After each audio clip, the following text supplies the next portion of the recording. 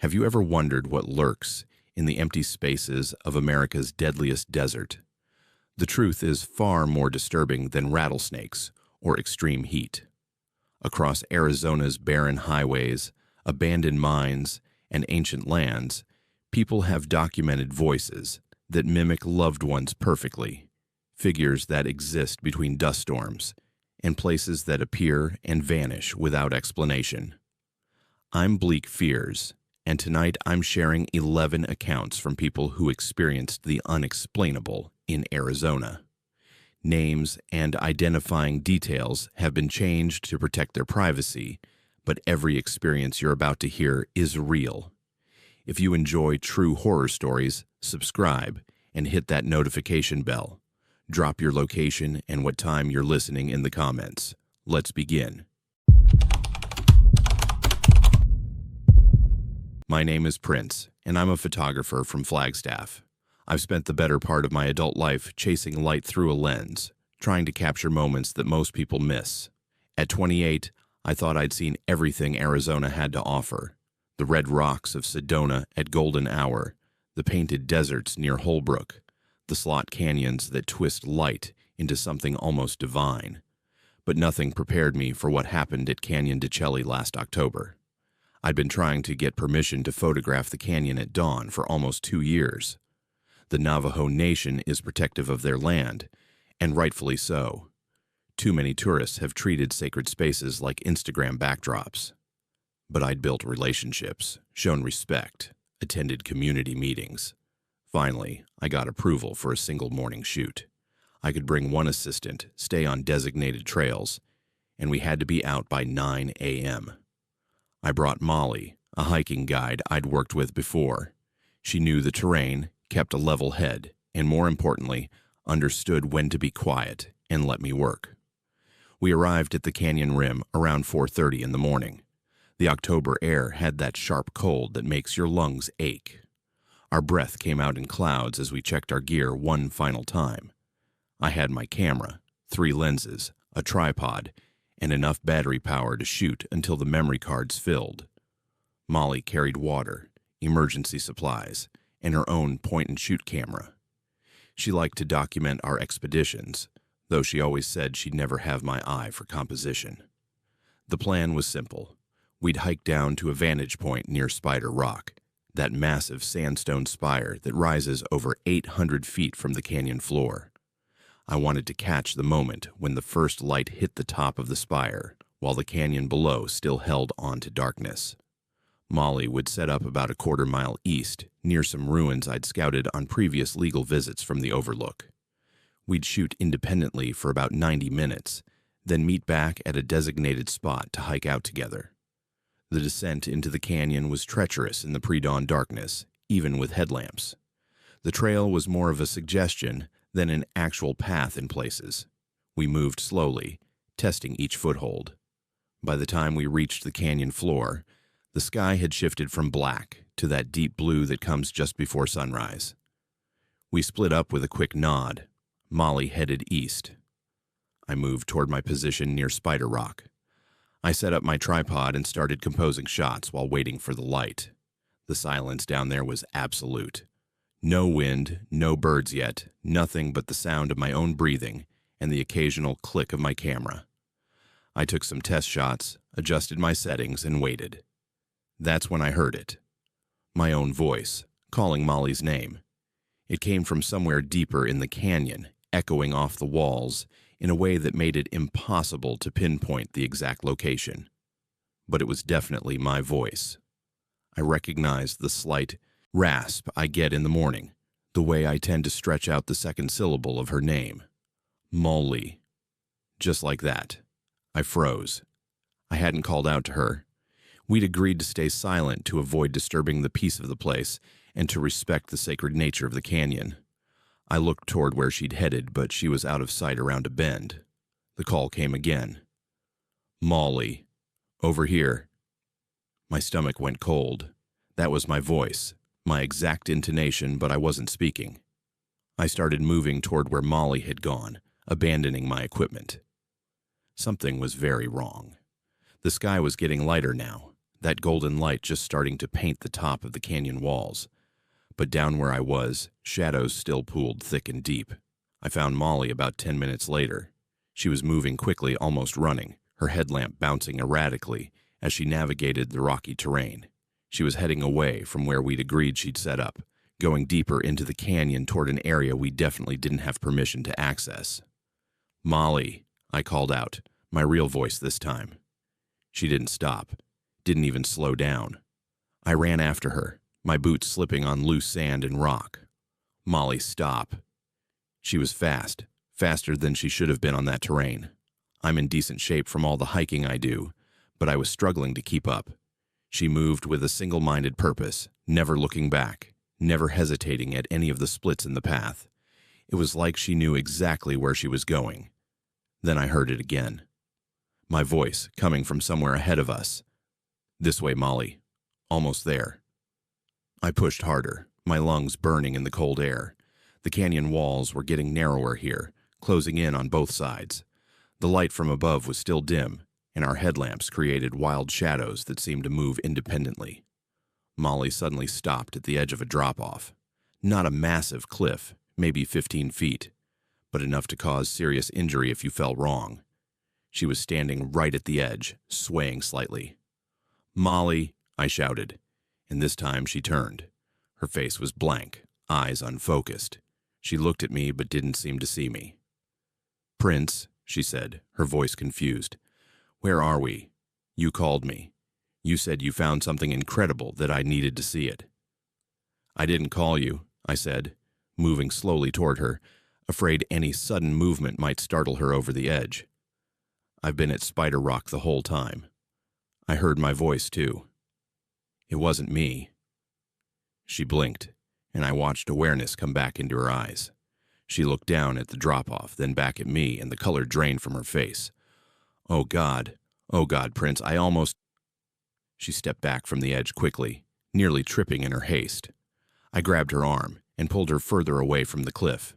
We stood there for a moment, both of us breathing hard. The sun was coming up properly now, real light flooding into the canyon, and somehow that made it worse. In the growing light, we could see clearly where she'd been about to step. "We need to get out of here," I said. "Now." We didn't talk as we hiked back.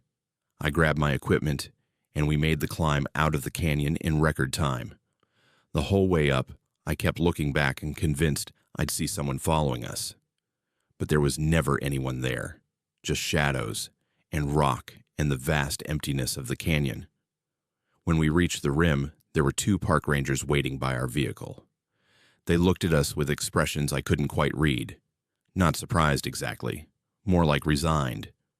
The older of the 2, a Navajo man probably in his 50s, spoke first. "You both okay?"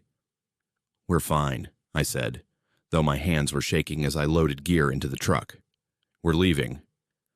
"Probably for the best," he said. He glanced at his partner, a younger woman who was watching us carefully. "You hear anything unusual down there?" Molly and I looked at each other. "Like what?" I asked. "Voices," the woman said. "People sometimes hear voices, usually their own voice, or someone they're with, calling to them." The older ranger nodded. "It's why we limit access. It's why we have the rules we have. The canyon is sacred, old.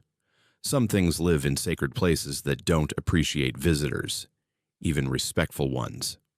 I wanted to argue, to rationalize, to explain it away as echoes or wind or some acoustic phenomenon, but I couldn't. I'd heard my own voice with perfect clarity. I'd watched Molly walk with purpose toward a cliff edge, following that voice. "Has anyone ever—" Molly started to ask, but the ranger cut her off. "We don't talk about specific incidents," he said firmly. "But you're not the first, and you won't be the last. The canyon has its own rules. Be grateful you're leaving together." We drove back to Flagstaff in silence. Molly stared out the window the entire time. When I dropped her off at her place, she turned to me before getting out. "I really thought it was you," she said. "It sounded exactly like you. And I wasn't scared or confused. I was excited. Whatever it was, it made me want to follow it." I nodded. I didn't know what to say to that. That night, I went through the photos on my camera. I'd taken maybe 30 shots before I heard the voice and abandoned my position. Most were what I expected. Test shots, compositions, the canyon in pre-dawn light. But the last 5 photos made my blood run cold. In each one, there was a figure.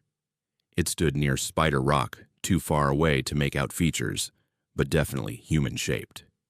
Except it was in slightly different positions in each photo, even though I'd taken them seconds apart and there'd been no one there. In the final photo, the figure was closer. Still too far to see clearly, but close enough that I could tell it was facing the camera, facing me. I've enhanced those photos every way I know how. I've shown them to other photographers, to imaging experts, to anyone who might have an explanation. No one does. The figure is there, undeniably present in the frames, but it has no shadow. The light hits it wrong, like it's not quite solid. And in that last photo, if you zoom in far enough, you can almost make out its face. It looks like me. I haven't been back to Canyon de Chelly. I probably never will. I deleted my applications for future permits and stopped photographing sacred sites altogether. Some places aren't meant to be captured through a lens. Some places have their own ways of capturing you instead. Molly doesn't return my calls anymore. I tried reaching out a few times in the weeks after, but she never picked up. Her roommate finally told me Molly moved back east, said something about needing to be far away from canyons and deserts and open spaces. I don't blame her. Sometimes, late at night, I hear my own voice calling to me from the other room. I know I'm alone in my apartment. I know it's not real, but I hear it anyway. Prince, it calls, in my exact voice. Come here. I found something incredible. You need to see this. I never go look. I just turn up the music or the TV and wait for it to stop, because I learned something in Canyon de Chelly that morning. I learned that some things can take your voice, your face, your exact mannerisms and use them against the people you care about. And I learned that if you follow when it calls, you might not come back as yourself. The canyon is still there, of course, still beautiful, still sacred, still drawing photographers and tourists and people who think they understand respect. I wonder how many of them hear voices. I wonder how many follow. I hope they all make it out. My name is Winston, and I've been driving trucks for 20 years. I've hauled everything from furniture to livestock across every state west of the Mississippi.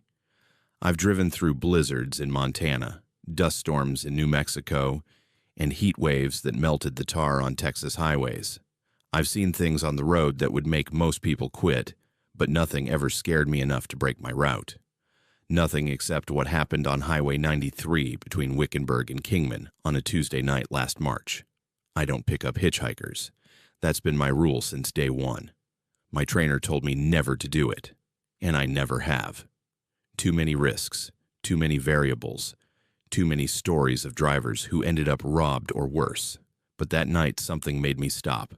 I still don't understand why. It was around 11 p.m., and I was running behind schedule because of a delayed pickup in Phoenix. The highway was empty, which is normal for that stretch at night.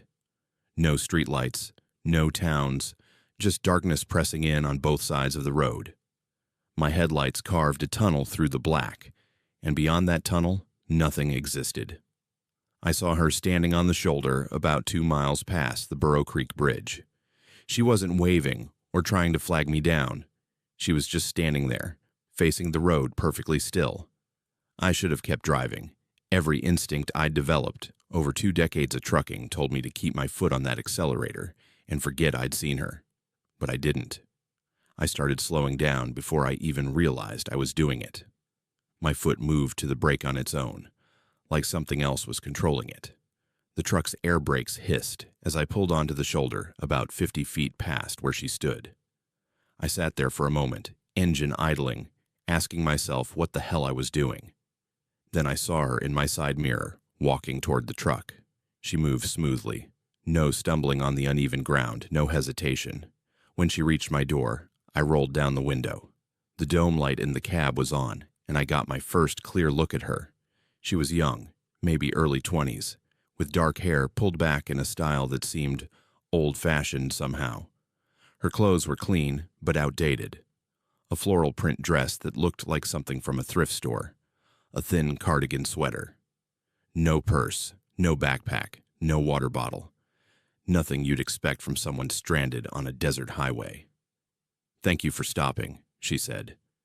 Her voice was soft, polite. "I need to get to Kingman." "That's where I'm headed," I heard myself say. "Climb in." She walked around the front of the truck, and I unlocked the passenger door. She climbed up into the cab with surprising ease, settling into the seat like she'd ridden in plenty of big rigs before. I pulled back onto the highway, and we drove in silence for about 10 minutes. I kept glancing over at her, trying to figure out what felt wrong. Everything about the situation was wrong, but there was something specific I couldn't pin down. "What's your name?" I finally asked. "Does it matter?" she replied, still looking straight ahead. That should have been my first clue to pull over and let her out, but I kept driving. "I guess not. I'm Winston." "I know," she said. I felt my hands tighten on the steering wheel. "How do you know my name?" "You have a daughter," she said, ignoring my question. Her name was Lily. She died when she was 7 years old. A car accident on Interstate 40 just outside of Albuquerque. The other driver was texting. "Your daughter called you Daddy Bear because you gave the best hugs." My foot came off the accelerator. The truck started to slow down on its own.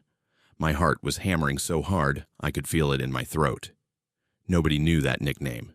Nobody. Not my ex-wife, not my family.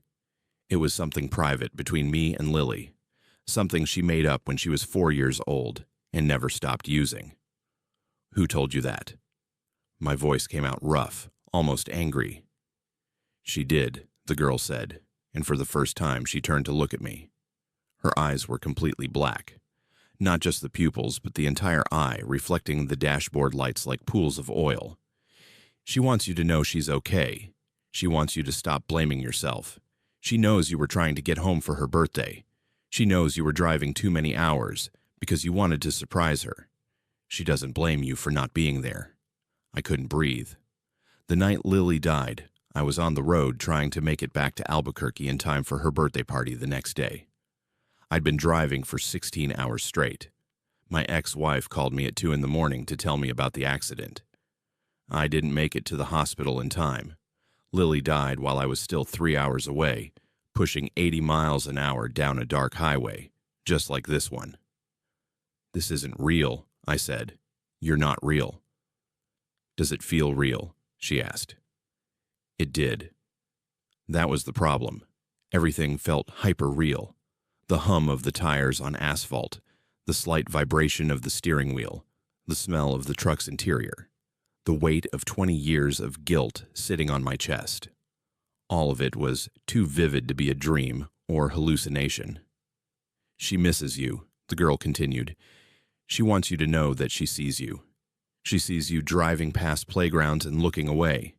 She sees you changing the radio station when certain songs come on. She sees you keeping that photo of her in your wallet, but never taking it out to look at it because it hurts too much." Tears were running down my face. I couldn't stop them. "Please stop." "She forgives you, Daddy Bear." I looked over at the passenger seat, and the girl was gone. Just gone. The seat was empty.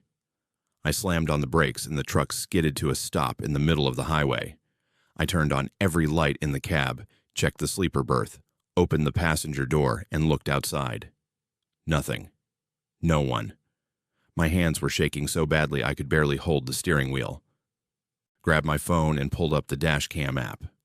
I have cameras mounted front and back, recording everything. I pulled up the footage from the last hour and watched it. The video showed me driving alone. The passenger seat was empty the entire time. I watched myself slow down and stop on the shoulder for no reason. I watched the passenger door open by itself. I watched myself talking to empty air for 20 minutes. But my lips were moving. I was speaking. I was responding to someone, even though no one was there. I sat in that truck for almost an hour, trying to make sense of what happened. Eventually, I started driving again. What else could I do? I had a delivery to make. I had a schedule to keep. That's what I do. That's who I am. When I stopped for fuel in Kingman, I went inside to pay and use the restroom. There was a bulletin board near the entrance covered in flyers and notices. One of them caught my eye. A missing person poster, faded and curling at the edges, held up with rusted thumbtacks. The girl from my truck stared back at me from that poster. Same face, same hair, same outdated clothes. The poster said her name was Victoria. She disappeared on Highway 93 in April of 1987. She was last seen trying to hitchhike from Wickenburg to Kingman. She was 22 years old. The poster was dated May 1987, 37 years ago. I took a photo of the poster with my phone. Then I went back to my truck and just sat there. I thought about Lily. I thought about the things that girl, or whatever she was, had said. Things she couldn't possibly have known. Private things. True things. I've made that run on Highway 93 at least 100 times since that night. I've never seen her again. But sometimes, late at night when the road is empty and dark, I smell something in the cab. It's faint, barely there. Strawberry shampoo. That's what Lily's hair always smelled like. Strawberry shampoo. I still don't pick up hitchhikers, but now I slow down when I pass that spot near Burrow Creek. I don't stop, but I slow down. And sometimes, I swear I see her standing there in my rearview mirror, that girl in the outdated clothes just watching as I drive away. I don't talk about this with other drivers. They'd think I'd been on the road too long, that I'd cracked under the pressure. Maybe I have. Maybe that whole night was some kind of breakdown, my mind creating an elaborate hallucination to deal with grief I never properly processed. That would be the rational explanation. But I have that photo on my phone. Victoria missing since 1987. And I have the dash cam footage of me talking to empty air, saying things I don't remember saying, responding to a conversation I can't hear on the recording. And I have the memory of those black eyes and that soft voice telling me things only my daughter knew. 3 weeks after that night, I got a package in the mail at my apartment.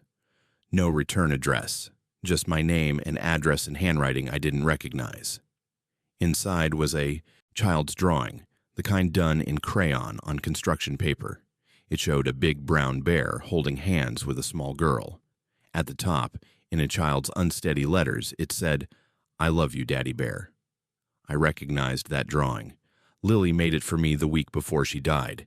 It had been in her backpack when the accident happened. The police told me the backpack was destroyed in the crash, along with everything in it. This drawing shouldn't exist. It's impossible, but it's real. I can hold it in my hands. I keep it in my truck now, tucked behind the sun visor. And sometimes, when I'm feeling that weight of guilt pressing down on me, when I'm wondering if I could have done something different, been there somehow, I look at that drawing. And I remember what the girl with the black eyes told me. She forgives you, Daddy Bear. I don't know what I picked up on Highway 93 that night. I don't know if it was a ghost or something else, or just my own mind breaking down in a very specific way. I don't have answers, but I do have that drawing, and I have those memories, and I have a strange sense of peace I didn't have before. The road is long and dark, and sometimes it takes things from us. But maybe, just maybe, it gives things back too. What do you think really happened in Winston's truck that night? Was it something supernatural trying to help him heal, or did his mind create exactly what he needed to forgive himself? Drop your thoughts in the comments below. My name is Jake, and I'm 23 years old. I run a YouTube channel where I explore abandoned places, old hospitals, forgotten theme parks, decaying mansions, that kind of thing. I've got about 40,000 subscribers who watch me crawl through broken windows and walk down pitch-black hallways. Most of the places I visit are exactly what you'd expect. Empty rooms, graffiti, maybe some raccoons. Nothing scary, just sad remnants of things people left behind. Bisbee, Arizona changed all that for me. I'd been planning the Bisbee trip for months. The town is famous for its mining history, and there are supposedly miles of tunnels under the city that haven't been touched in decades. Most of the official tours only show you sanitized sections, the parts they've made safe for tourists.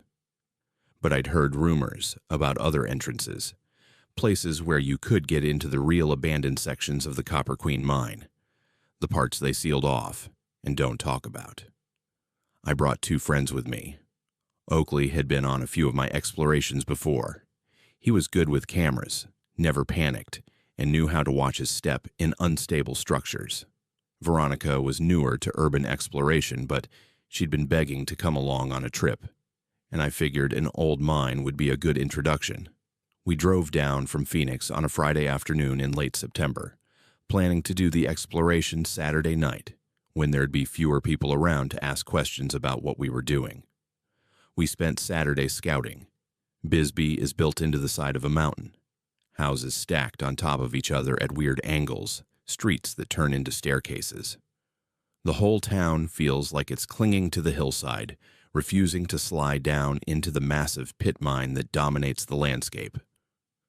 We found what we were looking for around sunset. An old service entrance hidden behind an abandoned building on the outskirts of town. The chain-link fence had been cut years ago, and the metal door was rusted but unlocked. We went in around midnight. All 3 of us had headlamps, backup flashlights, extra batteries, and our phones fully charged. I had my main camera, and Oakley carried a second one for different angles. We'd done our research on mine safety, knew the risks of bad air and unstable tunnels. We had a plan to mark our path with glow sticks so we could find our way back out. We thought we were prepared. The first section of tunnel was what I expected.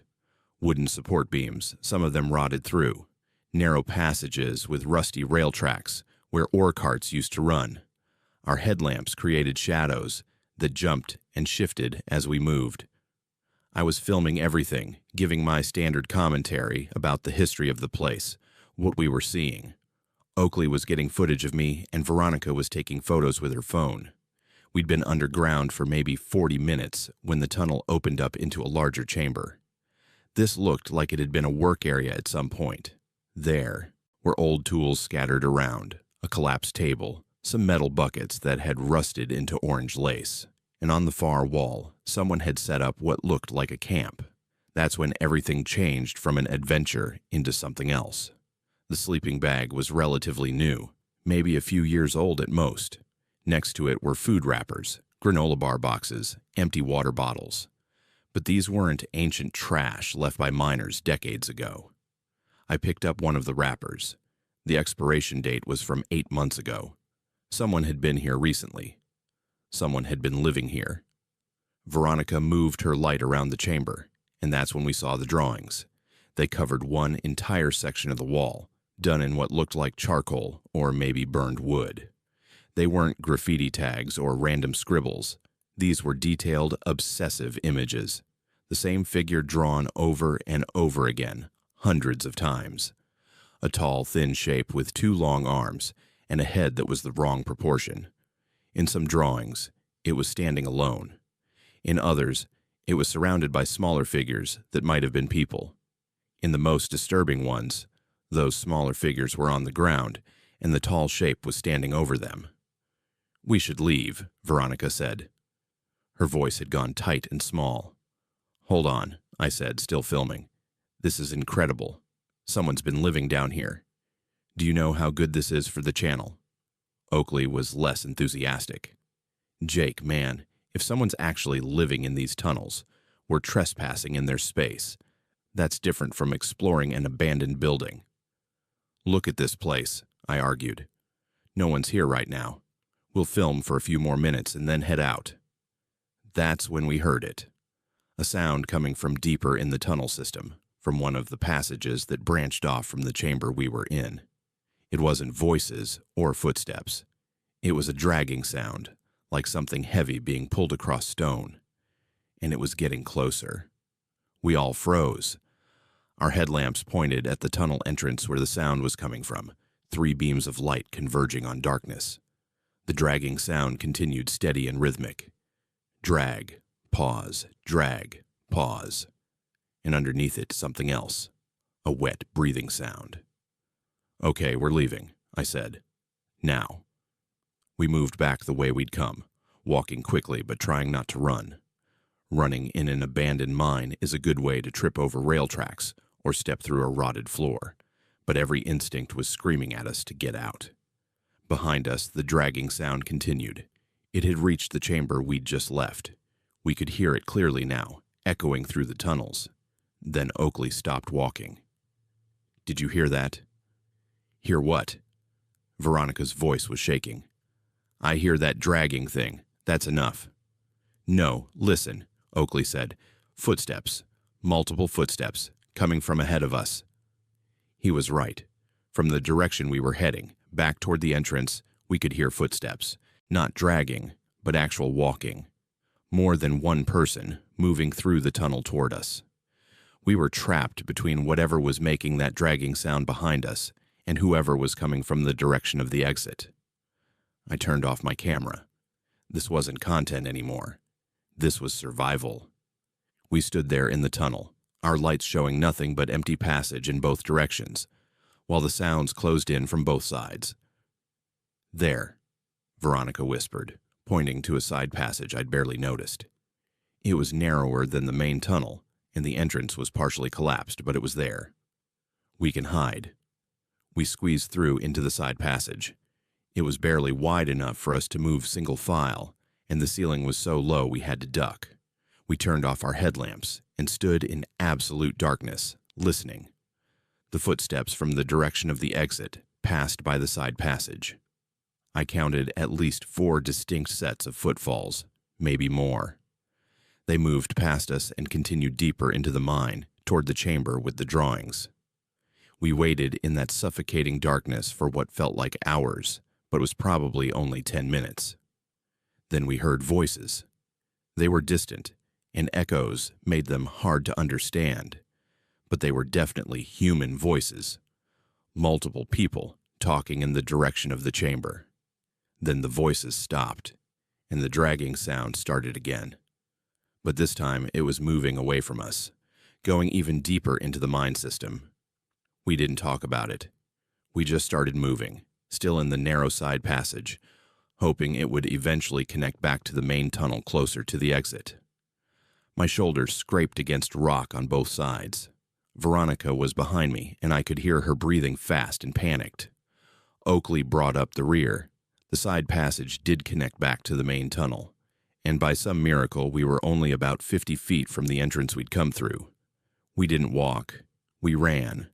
We crashed through that metal door and into the cool night air and didn't stop running until we were back at our car. We sat in the parking lot of our hotel for a long time, not talking, just breathing. Finally, Oakley spoke. "What was that? What did we almost run into down there?" "I don't know," I said, "but someone's using those tunnels. Multiple people, and they didn't want us there." Veronica was crying quietly. "That dragging sound. What makes a sound like that?" None of us had an answer. We checked into the hotel, and I tried to review the footage I'd captured. The earlier stuff was fine, normal exploration footage, but the audio from the chamber with the drawings was corrupted, just static and a low-frequency hum that made my teeth hurt when I tried to listen to it. The video showed the chamber, the sleeping bag, the drawings on the wall, but when I watched the part where we heard the dragging sound, there was something in the frame I hadn't seen when we were there. In the tunnel entrance, where the sound was coming from, for just 2 frames, there was a shape. Tall, thin, with arms that hung too low, just like the drawings on the wall. It was there, and then it wasn't. 2 frames out of 30 per second. 1/15th of a second of footage showing something that shouldn't exist. I never posted that video. I never went back to Bisbee. Oakley stopped answering my texts about a week after we got back to Phoenix. I tried calling him maybe 20 times, and he finally picked up about a month later. He told me he was done with urban exploration.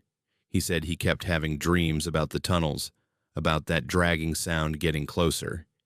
He said in the dreams he could see what was making the sound, and he wouldn't describe it to me. Then he asked me to never contact him again and hung up. Veronica moved out of state.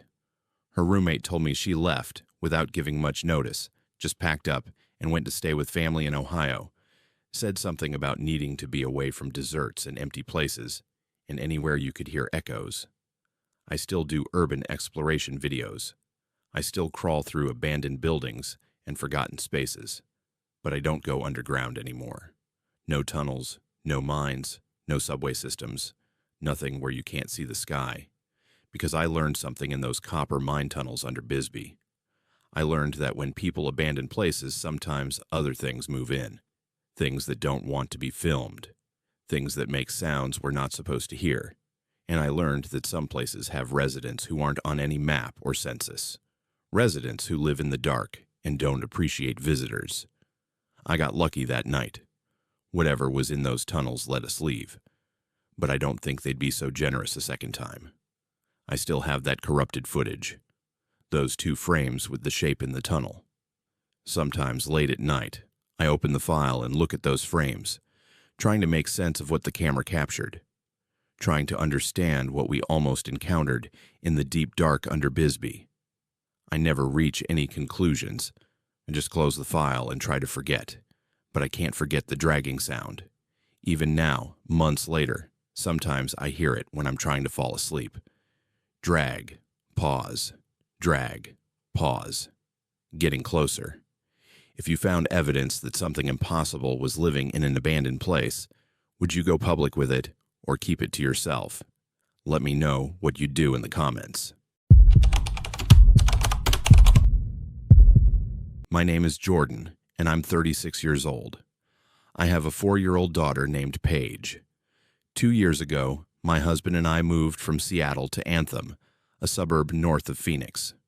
We wanted space, good schools, and a backyard where Paige could play. The house we bought was perfect. 4 bedrooms, a pool, and floor-to-ceiling windows that looked out onto the Sonoran Desert. The real estate agent told us the undeveloped land behind our property would stay wild, protected as open space. She made it sound like a selling point. I wish we'd never bought the house. Everything was fine for the first 18 months. Paige adjusted to preschool, my husband got promoted at work, and I fell into a routine of managing our home and doing freelance graphic design. The desert behind our house was beautiful in its own harsh way. Saguaro cacti standing like sentries, coyotes howling at dusk, roadrunners darting between creosote bushes. We'd see javelinas sometimes, whole families of them rooting around at twilight. It felt wild but safe, nature at a comfortable distance. Paige's bedroom was on the ground floor facing the desert. She loved that room. We decorated it with a princess theme, all purples and pinks, with gauzy curtains and a canopy over her bed. She had a reading nook by the window where she'd sit with her stuffed animals and picture books. That window became a problem last December. It started with Paige waking up in the middle of the night. Not unusual for a 4-year-old, but it was happening every single night at the same time. I'd check my phone when I heard her moving around, and it was always 3:17 in the morning. Exactly 3:17. She wasn't crying or calling for us. She was just awake, sitting by her window, looking out at the desert. The first few times, I'd go in and guide her back to bed. She'd go willingly, never fully awake, and fall back asleep within minutes. But after a week of this, I asked her about it one morning at breakfast. "Paige, honey, why do you keep waking up at night?" She looked up from her cereal, completely casual. "I'm talking to the burned man." My husband and I exchanged glances. "The burned man?" I asked carefully. "Is that from one of your shows?" "No, Mommy. He comes to my window. He wants to talk." Children have vivid imaginations. I know this. Paige had imaginary friends before, tea parties with invisible guests, conversations with her stuffed animals. This felt different, but I tried to stay calm. "What does the burned man look like?" Paige thought about it, chewing her cereal. "His skin is all black and cracky, Like when we forgot the cookies in the oven, and his clothes are burned too. He's really sad. He tells me things. What kind of things? My husband asked. Secrets, Paige said. Then she went back to eating her cereal like she'd been discussing the weather. We decided it was just a phase, a creepy imaginary friend that would fade away like all the others. But it didn't fade. It got worse. Every night, 3:17 in the morning, Paige would wake up and go to her window. I started sleeping lighter, waking up before she did, and I'd watch from her doorway as she pressed her little hands against the glass and moved her lips like she was having a conversation with someone I couldn't see. I tried closing the curtains before bed. Paige would wake up and open them. I tried keeping her door open so we'd hear her get up. She was silent when she moved to the window, like she was sleepwalking, except her eyes were open and aware. She knew exactly what she was doing. After 2 weeks of this, I asked her more questions. I tried to keep my tone light, not wanting to scare her or make her think she was in trouble. Paige, what secrets does the burned man tell you? He tells me about Daddy's job. He knows Daddy is worried about money. He tells me about Grandma's medicine and how she's sick. He knows things, Mommy. My stomach went cold. We hadn't told Paige that my husband was worried about potential layoffs at his company. We definitely hadn't told her that my mother had been diagnosed with early-stage cancer and was starting treatment. She was 4 years old. These weren't things we discussed in front of her. How does he know these things? I asked. He watches us, Paige said simply. He watches through the windows. That night, after Paige was asleep, I went outside with a flashlight. I walked around the perimeter of the house, checking the ground near Paige's window. I don't know what I expected to find. Footprints, maybe, or some evidence that someone had been standing there. But the desert ground was undisturbed, just rocks and sand and small desert plants. I went back inside and told my husband we needed to take this seriously. He agreed. We decided to set up a baby monitor with a camera in Paige's room, pointed at the window. At least we'd be able to see what she was seeing, or prove that nothing was there. That night, 3:17 in the morning, the monitor showed Paige getting out of bed and walking to the window. The infrared camera made everything gray and ghostly. We watched from our bedroom as she pressed her hands to the glass and started talking. We couldn't hear what she was saying because we'd muted the audio so it wouldn't wake us every time she rustled in bed. But we could see her lips moving, see her nodding like she was listening to responses. My husband grabbed his phone to record the monitor screen. That's when we both saw it. On the other side of the window, barely visible in the infrared, there was a shape. It was tall, much taller than a normal person, and it was pressed against the glass from outside. We could see the outline of a head, shoulders, arms, but the details were wrong. The proportions were wrong. And where its hands pressed against the window, the glass seemed to fog up, as if whatever was touching it was hot. We ran to Paige's room. By the time we burst through the door, she was back, in bed, apparently asleep. The window showed nothing but darkness and desert. My husband unlocked the sliding door that led to the backyard and ran outside with his phone's flashlight. He checked the area around Paige's window. Nothing. No footprints, no sign anyone had been there. The next morning, I noticed marks on the outside of Paige's window. They looked like handprints, but they were burned into the glass. Not dirty fingerprints you could wipe away. Actually burned, like someone with hands made of hot coal had pressed them there. I took pictures. I tried to clean them. They wouldn't come off. The marks were permanent, scorched into the glass itself. I called a glass company. The technician who came out looked at the marks and couldn't explain them. He said it looked like heat damage, but glass doesn't burn like that unless exposed to extreme temperature. And if that had happened, the whole pane would have cracked or shattered. These were just handprints, precise and deliberate. He offered to replace the window. We scheduled it for the following week. The handprints appeared again the next night, on the new glass that had just been installed. Same placement, same burned-in permanence. We'd watched the monitor all night. At 3:17, Paige got up and went to the window, and that shape appeared on the other side, pressing its two hot hands against the glass. I'd had enough. The next day, I started researching the property. I went to the county records office and pulled up the history of our land. The house itself was only 12 years old, but before it was built, the lot had been part of a larger, undeveloped parcel. I kept digging, going back further. In 2003, there'd been a wildfire in the area. Not a huge one, but significant enough to make the local news. I found archived newspaper articles online. A man had died in that fire. The articles didn't give many details, just that he'd been caught in the blaze while hiking in the desert. His body was found severely burned. They identified him through dental records. The location where he died was approximately where our house now stands, specifically near what is now Paige's bedroom. I printed everything out and showed my husband that night.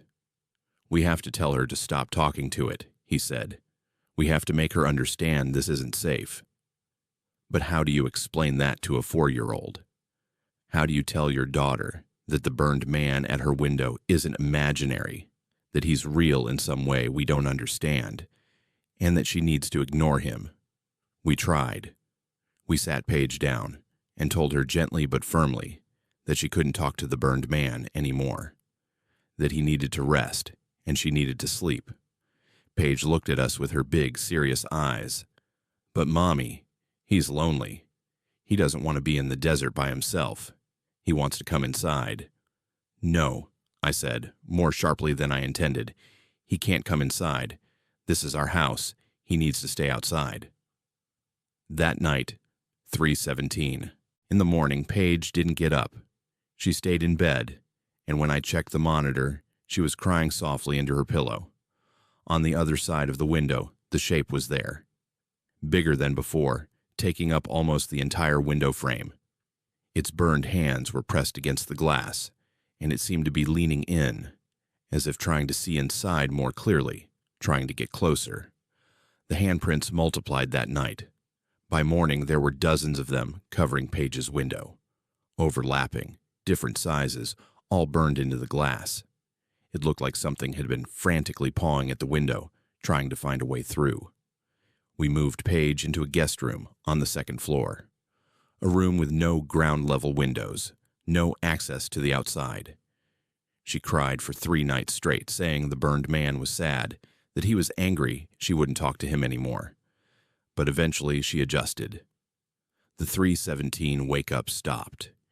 She started sleeping through the night again, but the handprints still appear on her old window. Every few nights I'll check, and there are new ones. Fresh burned marks on glass that's been replaced 4 times now. We keep the curtains closed in that room. We don't use it for anything. It's just empty, a space we pretend doesn't exist. Paige is almost 5 now. She doesn't talk about the burned man anymore.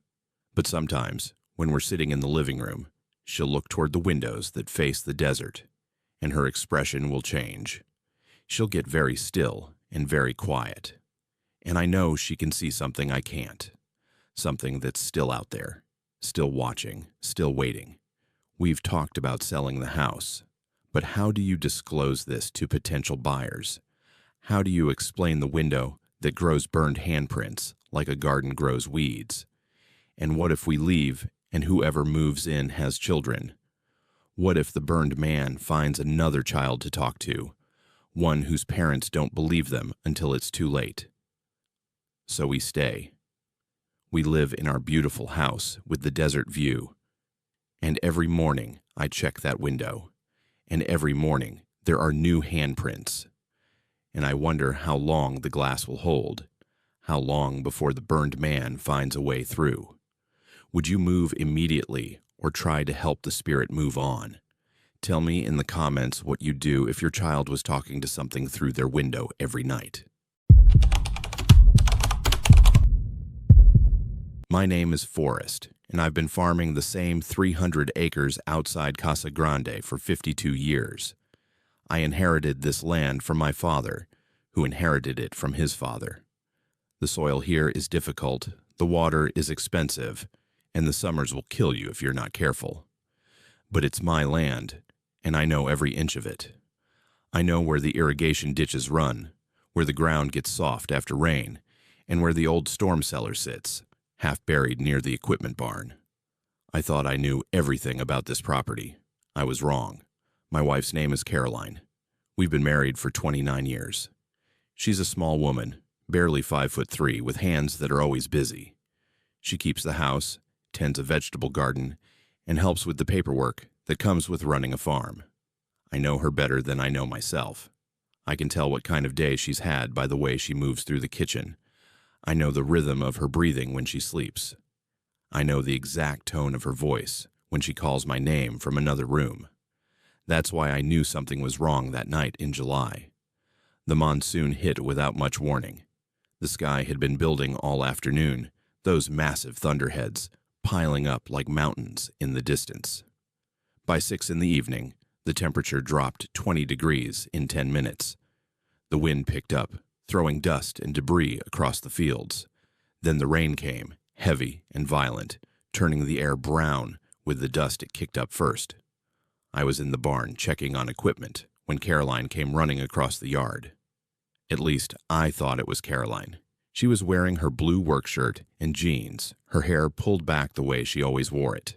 She shouted something I couldn't hear over the wind and pointed toward the storm cellar. We'd reinforced that cellar 5 years ago after a close call with a tornado. It was solid concrete, sunk 8 feet into the ground, with a heavy steel door. We kept emergency supplies down there, flashlights, water, a battery-powered radio. It was the safest place on the property when weather turned dangerous. I followed her across the yard. The rain was coming sideways now, stinging my face and hands. Lightning cracked close enough that I felt the electricity in my teeth. We reached the cellar and I pulled open the heavy door. Caroline climbed down the ladder first, and I followed, pulling the door shut behind us. The sudden silence was jarring. The storm was still raging above us, but down in the cellar, we were insulated from it. I could hear rain hammering on the metal door and thunder rolling through the ground, but it was muffled, distant. I fumbled for the flashlight we kept on a shelf near the entrance and clicked it on. Caroline was standing at the far end of the cellar, her back to me. The beam of my flashlight showed her clearly. Blue shirt, jeans, hair pulled back. She wasn't moving. "That was close," I said, catching my breath. "Came up fast." She didn't respond, didn't turn around. Just stood there facing the concrete wall.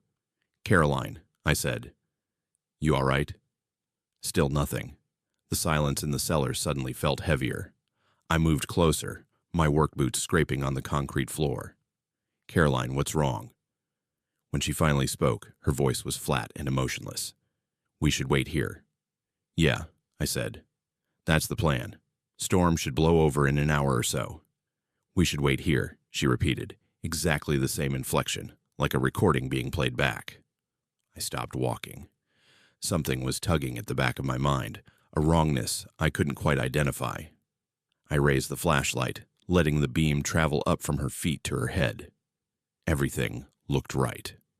Blue shirt, jeans, her favorite brown belt with the turquoise buckle, her hair in a ponytail. But something was off, and I couldn't figure out what. "Turn around," I said. "Let me see you're not hurt." She turned, but it was wrong. She moved too smoothly, too mechanically, like she was on a turntable instead of pivoting on her feet. When she faced me, I saw her features clearly in the flashlight beam. Her face, her eyes, her mouth. It was Caroline. But something about the proportions was slightly off, like a photograph that had been stretched just a tiny bit in one direction. "I'm fine," she said in that same flat voice. "We should wait here." I took a step back. My hand holding the flashlight was shaking, making the beam jump and waver. "Where does it hurt?" I asked, testing her. "Nowhere," she said. "We should wait here." Caroline has a scar on her left hand from when she caught it on barbed wire 15 years ago. A white line that runs from her thumb to her wrist. I moved the flashlight beam to her hands. No scar. Both hands were smooth and unmarked. This wasn't my wife. The realization hit me like a physical blow. I staggered backward until I hit the ladder leading up to the door. The thing that looked like Caroline didn't move. It just stood there, watching me with eyes that didn't blink often enough. "Who are you?" I asked. "What are you?" "We should wait here," it said again. I reached for the ladder, ready to climb back up and out into the storm. I'd take my chances with lightning over whatever this thing was. But when I grabbed the ladder and looked up, the steel door was gone. Instead of the door, there was just smooth concrete, like the cellar had been sealed from the outside. That's when I felt it. A cold radiating from the thing that wore Caroline's face. Not the coolness of the underground cellar, but a bone-deep cold that had nothing to do with temperature. The kind of cold that comes from the absence of something vital. "We should wait here," it said a fourth time, and it smiled. Caroline's smile, but wrong. Too wide, showing too many teeth. I pressed myself against the concrete wall, as far from it as I could get in the small space. The flashlight was my only weapon, and it was a pathetic one. I kept the beam on, the thing, refusing to let it disappear into shadow. We stayed like that for what felt like hours, but might have been minutes. It stood perfectly still, not breathing, not shifting its weight, not doing any of the small, unconscious movements that living things do, just standing there with that terrible smile, its eyes fixed on me. Then I heard something. A voice from above, muffled by concrete and storm. "Forrest! Forrest, where are you?" Caroline's voice. The real Caroline's voice. I knew it instantly. Knew the worry in it. The fear. I tried to shout back, but my throat was closed up with terror. The thing in the cellar with me tilted its head, listening. Then it spoke again, but this time its voice changed. It became Caroline's real voice, warm and worried. "Forrest, honey, are you down there? The storm's passing. You can come up now." "Don't," I managed to whisper. "Don't come down here." But I could hear the metal door opening above us, except the door was still gone, the ceiling still solid concrete. I looked up and saw the ceiling split open like a wound, revealing the night sky. Rain poured through the opening, but it wasn't hitting me, wasn't making any sound on the concrete floor.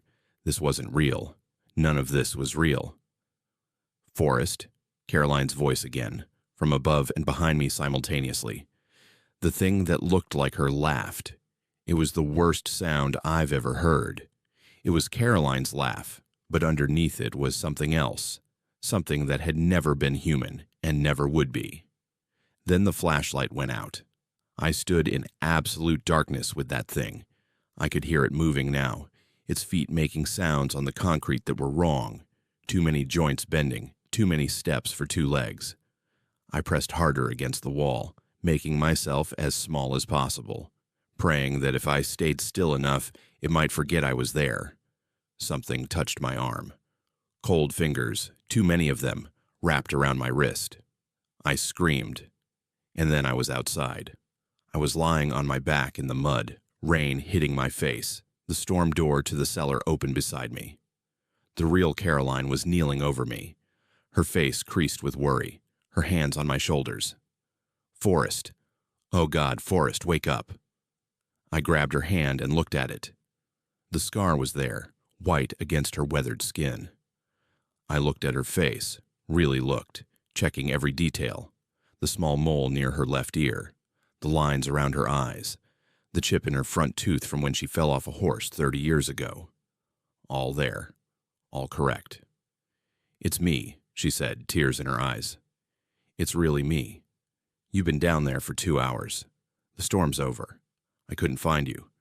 And when I finally checked the cellar, you were just lying at the bottom of the ladder unconscious." "You weren't down there with me?" I asked. "No. I was in the house the whole time. You ran out to check the barn, and I lost sight of you in the storm. When you didn't come back, I got worried. What happened? Did you fall?" I didn't answer. I let her help me up and guide me back to the house. My legs were shaking so badly I could barely walk. She got me inside, got me into dry clothes, made me drink water even though my hands were trembling too hard to hold the glass steady. I told her I must have hit my head, that I didn't remember much. She wanted to take me to the hospital, but I refused. How could I explain to a doctor what I'd experienced? How could I explain that I'd spent 2 hours in a cellar with something that wore my wife's face like a mask? That was 3 years ago. I haven't been back in the storm cellar since. Caroline thinks it's because I'm getting older, more cautious about ladders and enclosed spaces. She doesn't know the real reason. She doesn't know that sometimes, late at night, I wake up and watch her sleeping beside me.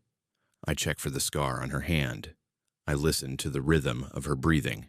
I look for all the small details that prove she's really her. Because I learned something in that cellar. I learned that there are things in this world that can look exactly like the people we love. Things that can copy their faces and their voices and their clothes. Things that wait in dark places for the right moment. And I learned that I can never be completely certain. Never entirely sure. Because for 2 hours, I was absolutely convinced that I was in that cellar with my wife, right up until the moment I realized I wasn't.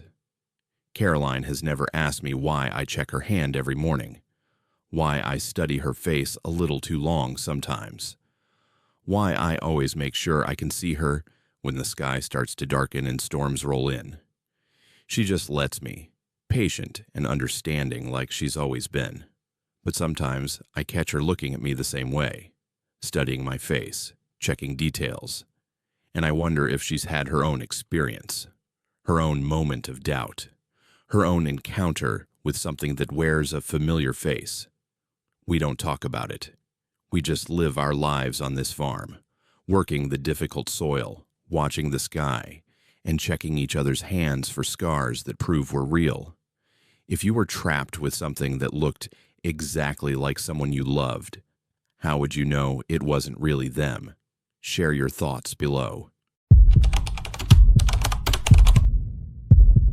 My name is Kobe, and I worked for Border Patrol for exactly 12 weeks. That's 84 days, if you're counting. I am counting. I've counted every single day since I quit, trying to figure out if there was a moment I could have done something different, a choice that would have changed what happened to Reed. But there wasn't. The desert near Nogales doesn't give you choices. It just takes things from you and doesn't explain why. I was 29 when I got hired. The training was intense, but I'd been in the Army before, so I knew how to follow orders and keep my mouth shut. They stationed me at the Nogales sector, told me I'd be doing patrol work along the border, mostly night shifts. They said it would be routine. Check for illegal crossings, render aid when we found people in distress, call in for backup when needed. Standard enforcement procedures. Nobody mentioned the other things we might find out there. Reed was my partner. He'd been with Border Patrol for 6 years, knew the terrain like he'd been born to it. He was 34, married, had 2 kids back in Tucson. He showed me pictures of them on his phone during our first shift together. A boy and a girl, both under 10, gap-toothed smiles, and messy hair. He talked about them constantly, about how he was saving up to take them to Disneyland, about the treehouse he was building in their backyard. He made the job seem normal, like we were just doing our shifts and going home to regular lives. Our patrol zone covered about 40 square miles of desert and low hills, rough country, full of arroyos and ravines, places where the landscape could swallow you whole if you weren't careful. During the day, temperatures would hit 115 degrees. At night, it would drop 40 degrees. And the darkness out there was total. No light pollution, no street lamps, nothing but our vehicle headlights and flashlights cutting through the black. The night it happened was in late September. The temperature was bearable, low 80s, with a slight breeze that kept the air moving. We were about 6 miles from the nearest paved road, following vehicle tracks that looked recent. Someone had driven out here within the last day or two, and that usually meant smugglers or people trying to cross. We found the first evidence around 11 p.m. Abandoned supplies scattered across a flat area between 2 hills. Water bottles, empty food containers, a couple of backpacks that had been torn open and emptied. But no people. That wasn't unusual. Sometimes people would dump their supplies and run when they heard vehicles approaching. But something about the scene felt wrong. Reed crouched down and examined the ground with his flashlight.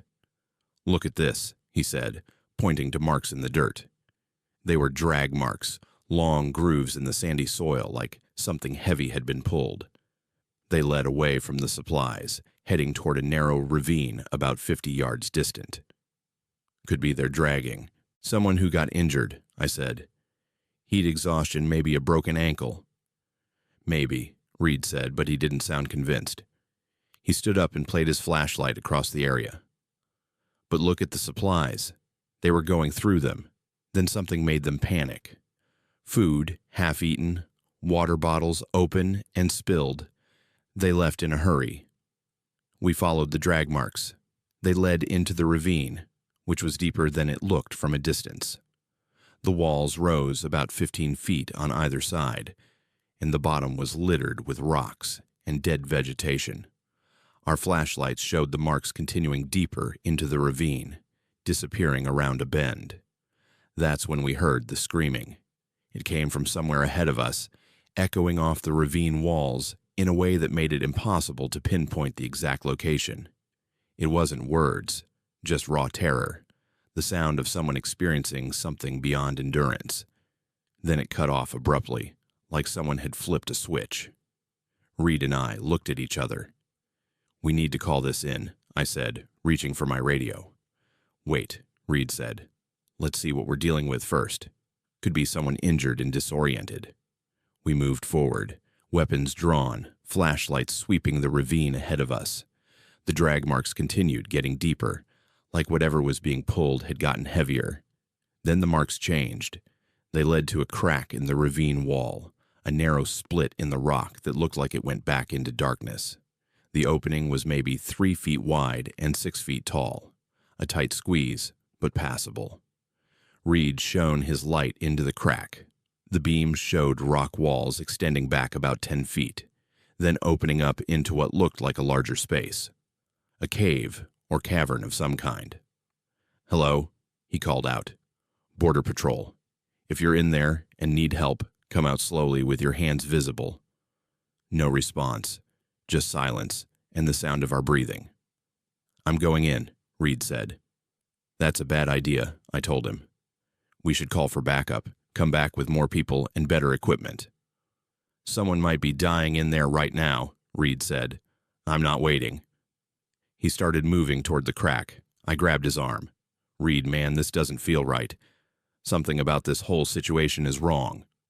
He pulled free. "I didn't sign up for this job to stand around while people die." Then he squeezed through the crack and disappeared into the darkness beyond. I stood there for maybe 30 seconds, arguing with myself.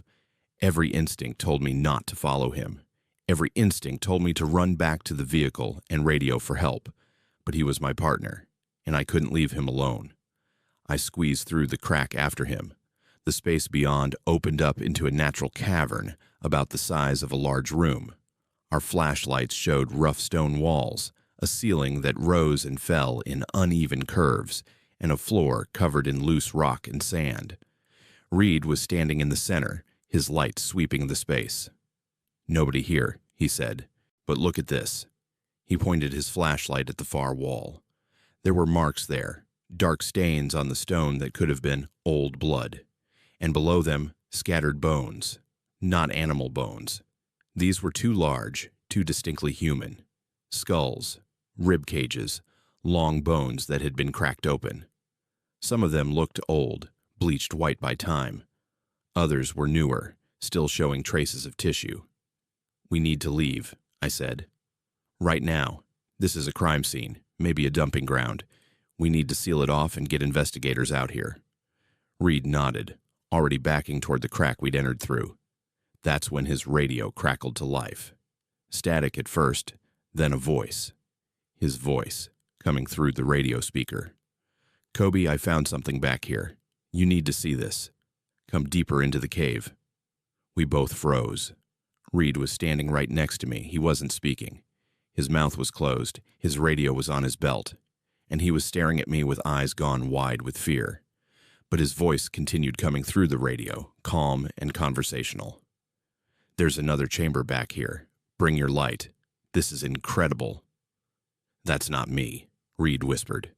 "Kobe, that's not me talking." I grabbed his arm and pulled him toward the exit. We scrambled through the narrow crack and back into the ravine. Reed was breathing hard, nearly hyperventilating.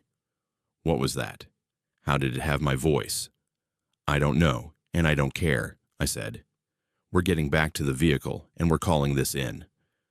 We started moving back the way we'd come, half running along the ravine floor. That's when Reed's radio crackled again. This time, it was my voice coming through. Reed, wait up. You're going too fast. I can't keep up. I looked at my radio. It was clipped to my belt, powered off. I'd turned it off when we entered the ravine because it had been giving us static. But my voice kept coming through Reed's radio, getting more insistent. Reed, seriously, slow down.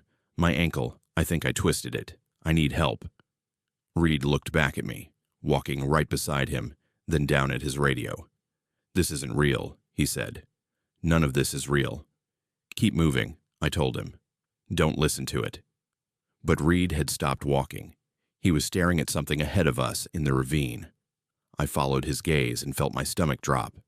There was a figure standing about 30 yards ahead, blocking our path. It was tall, too tall, with proportions that weren't quite right. In the beam of our flashlights, it cast no shadow. Reed's radio spoke again, still using my voice. Why are you stopping? Come on, we're almost back to the truck. The figure ahead of us moved, not walking but gliding, closing the distance between us impossibly fast. Reed pulled his weapon and fired 3 shots. The muzzle flash lit up the ravine in stark white bursts. The figure didn't react, didn't slow down. It kept coming. Run, I shouted. And we turned and ran back the way we'd come, deeper into the ravine, away from our vehicle, away from help. We had no choice. That thing was between us and escape. We ran for what felt like miles, but was probably only a few hundred yards. The ravine twisted and turned, sometimes narrowing to the point where we had to squeeze through sideways, sometimes opening up into wider sections. My lungs were burning, my legs screaming. Reed was ahead of me, his flashlight beam bouncing wildly as he ran. Then he stopped. Just stopped running and stood still. I nearly crashed into him. Reed, what are you doing? Move. He turned to look at me, and his face was blank. Empty. I need to go back, he said in a flat monotone. I left something important back there. No, I said, grabbing his arm. We keep moving. Whatever that thing is, we stay away from it. He pulled away from me with strength I didn't know he had. I need to go back. You should come with me. It wants to show us something. That's when I realized his eyes were wrong. The pupils were dilated so wide there was almost no color left, just black pools that reflected my flashlight beam like an animal's eyes. This wasn't Reed anymore. Whatever had been chasing us had gotten into him somehow, was using him the way it had used our voices through the radio. I ran. I left my partner standing in that ravine, and I ran like a coward. I climbed out of the ravine, scrambling up the rocky wall until my hands were bleeding, and I kept running across the open desert toward where I thought our vehicle was parked. I could hear footsteps behind me, multiple sets of footsteps, though I never looked back to see what was following. I found the vehicle by pure luck, stumbled into the headlight beams we'd left on. I got inside, locked the doors, and radioed for emergency backup. Then I sat there, shaking until other units arrived 20 minutes later. They searched for Reed all night and into the next day. Found nothing. No body, no equipment, no sign of him. The official report says he died of exposure somewhere in the desert. They listed the cause of death as environmental factors. Said he probably got disoriented and wandered off. They found his body 3 days later, 5 miles from where I last saw him. The coroner said he'd been dead for at least 48 hours, but that didn't make sense with the timeline. And the body was wrong. I saw it before they transported it. It looked like Reed, but the proportions were off, just slightly. The arms were too long. The fingers had too many joints. I told them what really happened. Told them about the cave, the voice on the radio, the thing in the ravine. They referred me to psychological services. Said I was dealing with trauma and survivor's guilt. Nobody believed me. Nobody looked for the cave. They closed the case and told me to take time off. I quit after my mandatory leave ended, turned in my badge and weapon, and walked away. I couldn't go back out there, couldn't patrol those empty spaces knowing what was hiding in them. Reed's wife called me once, a few months after the funeral. She said she'd been having dreams about him, that in the dreams he came to the window at night and asked to be let in. She said his voice sounded right, but something about him was wrong. She wanted to know if I'd seen anything unusual the night he died. I told her no. I told her it was just the desert taking another victim, the way it always does. I lied to her because the truth would have destroyed her. I think about Reed every day. I think about his kids and that treehouse he never finished building. I think about the moment I ran and left him standing in that ravine with empty eyes. I tell myself I had no choice, that whatever had him was already gone, but I don't know that for certain. Maybe there was something I could have done. Maybe I could have saved him. Or maybe I'd be standing in a ravine right now with wrong proportions and too many joints in my fingers, waiting for the next person to come looking. Have you ever had to choose between saving someone and saving yourself? Drop your answer below and tell me if you think leaving was the right call. My name is Shelby, and I manage the Jerome Grand Hotel. I've worked in hospitality for 13 years, moved through various properties across Arizona, always chasing better positions and bigger paychecks. When I got offered the manager job here 3 years ago, I thought I'd hit the jackpot. Historic building, steady tourist traffic, a staff that mostly knew what they were doing. The hotel used to be a hospital, built in 1927, and it sits on top of Cleopatra Hill overlooking the old mining town of Jerome. People love the history, love the ghost stories, love taking photos of the vintage medical equipment we keep on display. I used to tell guests that the ghost stories were just marketing, local color to add atmosphere. I don't say that anymore. I'm 31 years old, and before last November, I'd never believed in anything supernatural. Ghosts were for movies and campfire stories. When guests would complain about strange experiences in their rooms, I'd apologize politely, offer them a different room or a refund, and mentally write them off as attention seekers or people with overactive imaginations. The hotel encouraged the spooky reputation because it brought in business, but none of us on staff actually thought the building was haunted. We were wrong. Room 32 is on the 3rd floor, eastern corner of the building. It's one of our standard rooms, nothing special about it. Queen bed, private bathroom, a window that looks out over the valley. In the hospital days, it was a patient room, same as dozens of others in the building. We've had it rented out thousands of times over the years. No problems, no complaints, just another room in a hotel full of rooms. The pattern started about 18 months ago. A guest checked in for 2 nights, a woman traveling alone named Margaret. She seemed normal during check-in, friendly enough, asked about restaurant recommendations and hiking trails. The next morning, she came down to the front desk before breakfast. She looked exhausted, dark circles under her eyes, hands shaking slightly as she set her room key on the counter. She told the front desk clerk that she'd experienced something disturbing during the night. She'd woken up around 3 in the morning, unable to move. Sleep paralysis, she called it. Said she'd experienced it before, so she knew what it was. But this time, there was someone in the room with her, a woman wearing an old-fashioned nurse's uniform, white dress and cap, standing at the foot of the bed.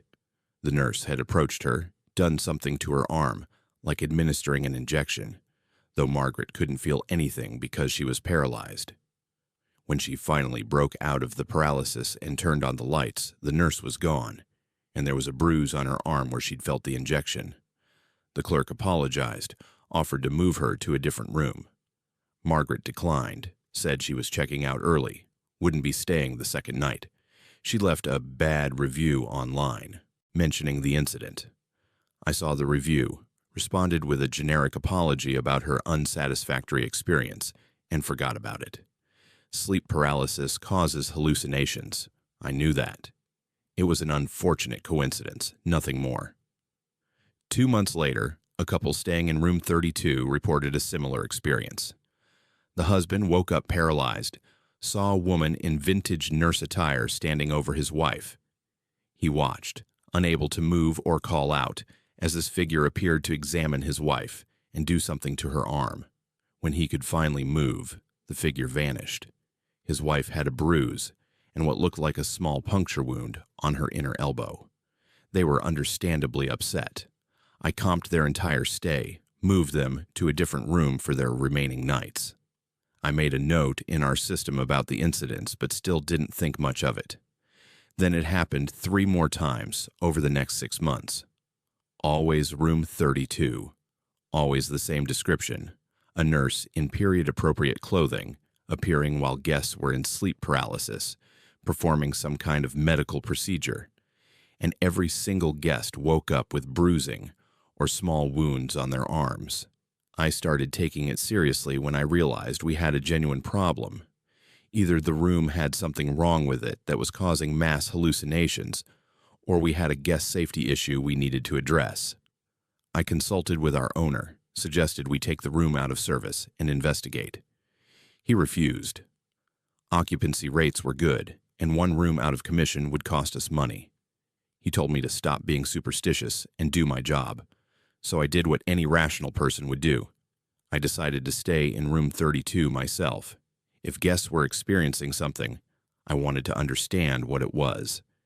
Maybe there was a carbon monoxide leak causing hallucinations. Maybe the room had some structural issue that was affecting people's sleep. I'd stay 1 night, document my experience, and use that information to convince the owner we needed to investigate properly.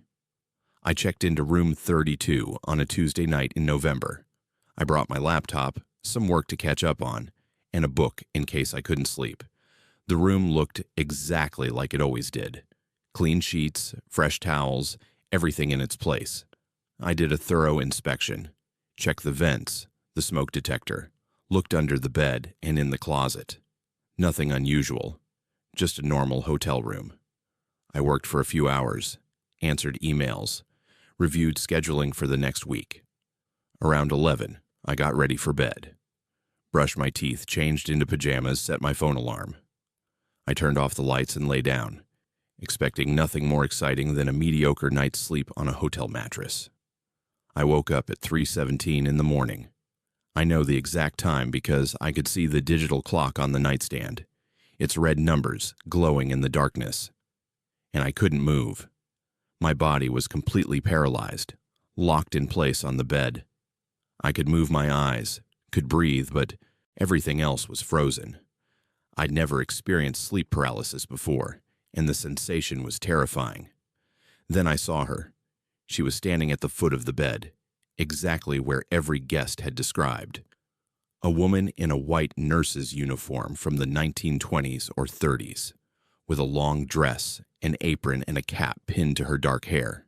She looked solid, real, not transparent, or glowing like ghosts are supposed to look in movies. She was looking down at a clipboard, studying it like she was reviewing patient information. I tried to scream, tried to move, tried to do anything. Nothing worked. I was trapped in my own body, forced to watch as this impossible figure moved around the foot of the bed and approached my side. She set the clipboard down on the nightstand, right next to the clock, and reached for something I couldn't see. When her hand came back into my line of vision, she was holding a syringe. She didn't acknowledge me, didn't make eye contact, or show any sign that she knew I was awake and aware.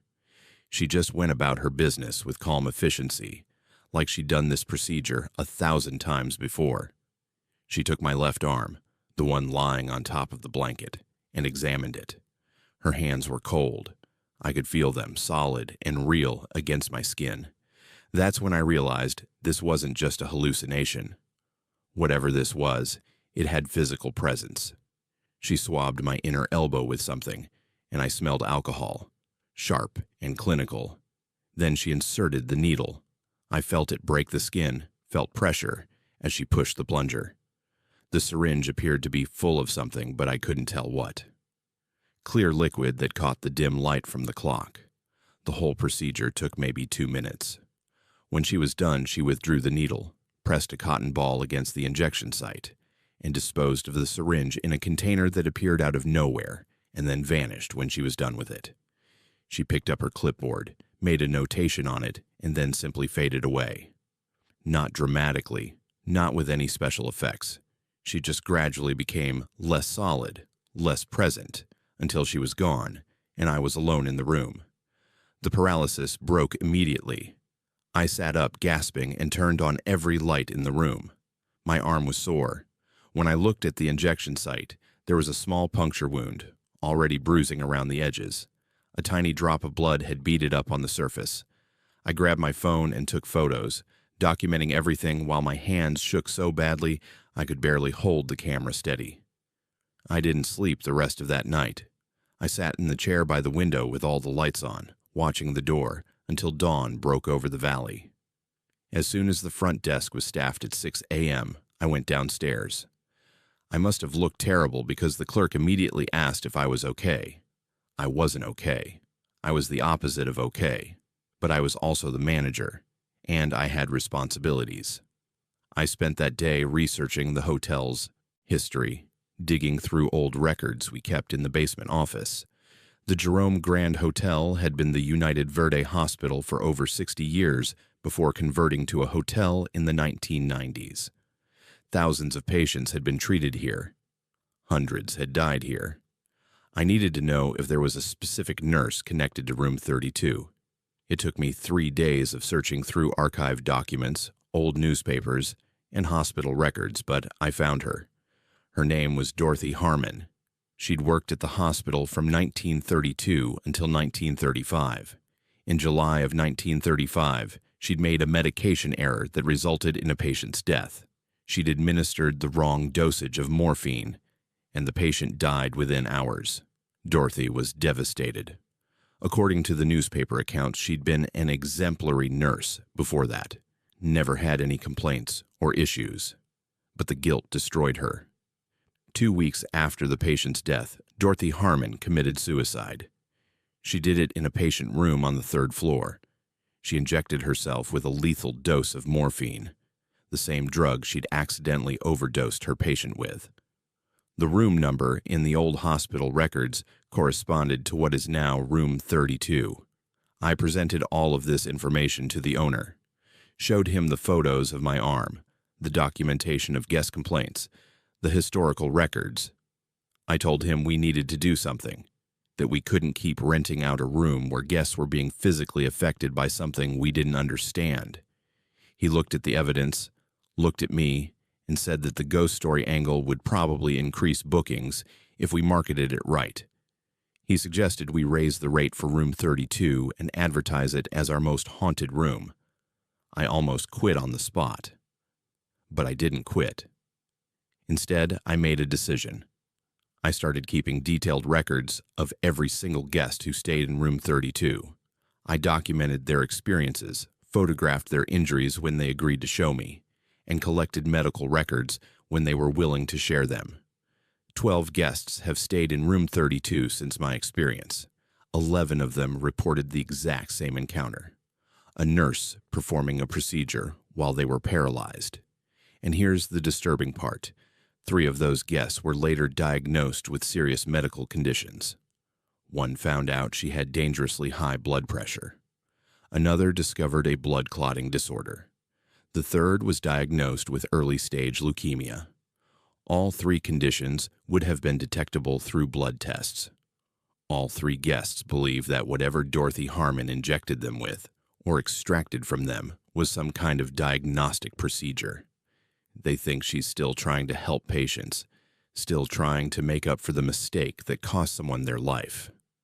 I don't know what to believe anymore. I can't explain the bruises, the puncture wounds, the consistent reports from guests who have no knowledge of the previous incidents.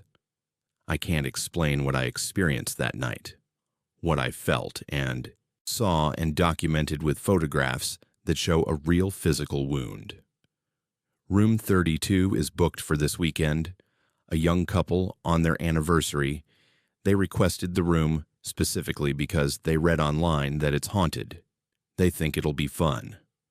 I want to tell them not to stay there, want to warn them about what might happen. But I won't. because I'm the manager, and part of my job is keeping the hotel profitable. So I'll smile and hand them their key and hope that Dorothy Harmon is gentle with them. And I'll wonder, like I do every day, if a ghost that leaves physical evidence is really a ghost at all, or if it's something else we don't have words for yet. If you stayed in a hotel room where a ghost performed medical procedures on guests, and some of those guests later discovered they had serious health issues, would you stay there? Tell me in the comments if Dorothy is trying to help or if something darker is happening. My name is Daxton, and I'm 19 years old.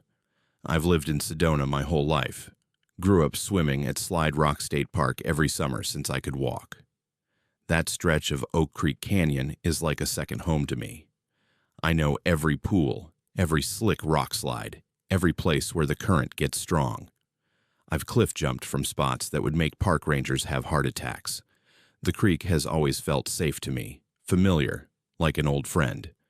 That changed last August, and now I can't even drive past the park without my hands starting to shake. I was with my girlfriend that night. Her name is Caitlin. We'd been dating for about 8 months, and she was always up for breaking rules if it meant having an adventure. Sneaking into Slide Rock after hours was her idea. The park closes at sunset, gates locked, no exceptions. But there are ways around the gates if you know the area, trails that loop in from the national forest land. We'd done it before. Had the place to ourselves under the stars, no crowds or screaming kids. Just the sound of water moving over stone and the canyon walls rising up on both sides like the world had been split open. We parked about a mile away and hiked in around 11 p.m. It was a Wednesday night in mid-August, still hot even after dark, the kind of heat that makes the air feel thick. We brought towels, a waterproof speaker, and a six-pack we'd convinced Caitlin's older brother to buy for us. The plan was simple. Swim for a few hours, drink some beers, enjoy having one of Arizona's most popular swimming holes completely to ourselves. The creek was beautiful that night. The moon was almost full, bright enough that we didn't need flashlights once our eyes adjusted. The water looked black and silver, moving and shifting, reflecting the moonlight in patterns that kept changing. We found our favorite spot, a pool about 5 feet deep with smooth rock sides that you could slide down into the water. The current there was usually gentle, just enough to feel the water moving, but not enough to pull you anywhere you didn't want to go. We swam for maybe an hour, just floating and talking, drinking beer that got warm too fast in the August heat. The water felt perfect, cool but not cold, moving around us in that lazy way creek water does. Caitlin was floating on her back, looking up at the stars when she suddenly stopped moving and grabbed my arm. "Did you feel that?" she asked. "Feel what?" Something touched my leg, underwater. I laughed. "Probably a fish. They're all over this creek." "That wasn't a fish," she said, but she let it go and went back to floating. 5 minutes later, I felt it too. Something brushed against my calf, deliberate and firm. Not the accidental bump of a fish swimming past, but a touch that felt intentional. I spun around in the water, looking for whatever it was. Nothing. Just dark water and moonlight and the sound of the creek moving through the canyon. "Okay, that was weird," I said. Caitlin had already moved closer to the edge of the pool, standing in shallower water where she could touch the bottom. "Maybe we should go. This is starting to feel creepy." "Come on, we just got here. It's probably just..." That's when the current changed. I've been swimming in Oak Creek my entire life. I know its moods, know how the water behaves. The current in that pool should have been moving downstream at a lazy pace, maybe a mile an hour at most, but suddenly the water started moving upstream, against the natural flow, against gravity and physics, and everything that makes sense about how water works. Caitlin felt it too. "Daxton, what's happening?" The current got stronger, pulling us toward the deeper end of the pool. Not fast, but steady and insistent. I tried to swim against it, but it was like swimming in molasses. The water had gone thick somehow, resistant to movement. Every stroke I took barely moved me forward at all. "Swim to the edge," I shouted. Get out of the water." We both started swimming hard toward the nearest rock ledge, but the current was getting stronger. It was pulling us down now, not just back. I felt hands on my legs. Multiple hands, cold and strong, wrapping around my ankles and calves. I kicked hard, trying to break free, and felt my foot connect with something solid under the water. But there shouldn't have been anything solid there. That pool was open water. No rocks or logs or anything to bump into. Caitlin screamed. She'd felt them too, those impossible hands pulling her down. Her head went under, and I lunged for her, grabbed her arm, pulled her back up. She was gasping and choking, eyes wide with terror. "Something's down there," she choked out. "Multiple things. They're trying to pull us under." The hands on my legs tightened. I looked down into the dark water and saw movement. Shapes, pale and writhing, just below the surface. Too many shapes. They were human-sized but moved wrong, joints bending in directions that weren't right. And they were all reaching up, dozens of hands breaking the surface, grabbing for us. I don't remember making the decision to fight. It was pure instinct. I kicked and thrashed and pulled Caitlin with me, moving toward the shallower water at the edge of the pool. The hands kept grabbing, kept pulling, but I didn't stop moving. My lungs were burning, my muscles screaming, but I kept going. We made it to water shallow enough to stand maybe 2 feet deep and scrambled up onto the rocks. Behind us, the water was churning, like something was boiling it from underneath.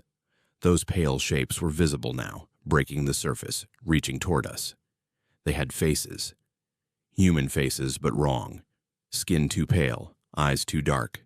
Mouths open in expressions that might have been screaming but made no sound. Caitlin was already running, and I was right behind her. We didn't stop to grab our stuff, didn't look back, just ran through the darkness following the creek bank downstream, toward where we'd entered the park. My feet were bare, cutting on rocks and branches, but I didn't slow down. Behind us, I could hear splashing, like something was following us through the water. We made it to the trail and crashed through the forest, branches whipping our faces, thorns tearing at our skin. We didn't stop running until we reached my truck, and even then, I fumbled with the keys so badly, it took 3 tries to get the door unlocked. We jumped inside, locked the doors, and I started the engine. Only when we were driving away, putting distance between us and that place, did either of us speak. "What were those things?" Caitlin asked. She was shaking, arms wrapped around herself despite the heat. "I don't know," I said. My voice didn't sound like my own, but they tried to drown us. They were pulling us under. We drove straight to the police station, told them everything, knowing how crazy it sounded, but needing to report it anyway. The officer who took our statement was patient but skeptical. He asked if we'd been drinking. We admitted we had. He asked if we were on any drugs. We said no. He wrote everything down, told us he'd send someone to check the park in the morning, and suggested we go home and get some rest. The next day, I checked the news obsessively, waiting for a report about something strange found at Slide Rock. Nothing. I called the police station.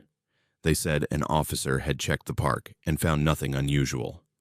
Our belongings were still there, the towels and speaker right where we'd left them, but no evidence of anything strange in the water. I wanted to let it go, wanted to convince myself we'd imagined it or misinterpreted something natural, but I couldn't stop thinking about those hands, those faces in the water. So I started researching. I spent days in the Sedona Library, going through old newspapers and historical records. What I found made my blood run cold. Slide Rock has had 12 drowning deaths since the 1950s, 12 people who drowned in water that's rarely more than 5 feet deep, on days when the current wasn't particularly strong. The reports always described the victims as experienced swimmers who seemed to be pulled under by something. Witnesses reported seeing them struggle as if something was holding them down. In 3 cases, the bodies were never recovered. They just disappeared into that creek and were never seen again. I found something else, too. In 1958, there was an incident at Slide Rock that was covered up. A group of teenagers had gone swimming there after hours, similar to what Caitlin and I did. 4 of them drowned in a single night. The official report said they'd been drinking and made poor decisions, but there was a witness statement buried in the police records from the one survivor. She described hands pulling her friends underwater. She described seeing faces in the creek, dozens of them, rising from the depths. She was institutionalized a week later for psychiatric evaluation. The report labeled her as traumatized and unreliable. I showed Caitlin what I'd found. She didn't want to hear it. Told me she just wanted to forget the whole thing and move on. But she was having nightmares, waking up feeling like she was drowning, like hands were pulling her down into darkness. She stopped returning my calls after a few weeks. Her friends told me she'd started seeing a therapist, that she was having panic attacks anytime she got near water. I tried to let it go. I tried to convince myself we'd gotten lucky, that we'd escaped something that had taken 12 other people over the decades. But I couldn't stop thinking about those faces in the water. They looked human. Not monsters or creatures, but people. Drowned people, maybe, trapped in that creek somehow, pulling others down to join them. I haven't been back to Slide Rock. I can't. Just thinking about it makes my chest tight and my breathing shallow. I still live in Sedona, still see the park entrance every time I drive through Oak Creek Canyon.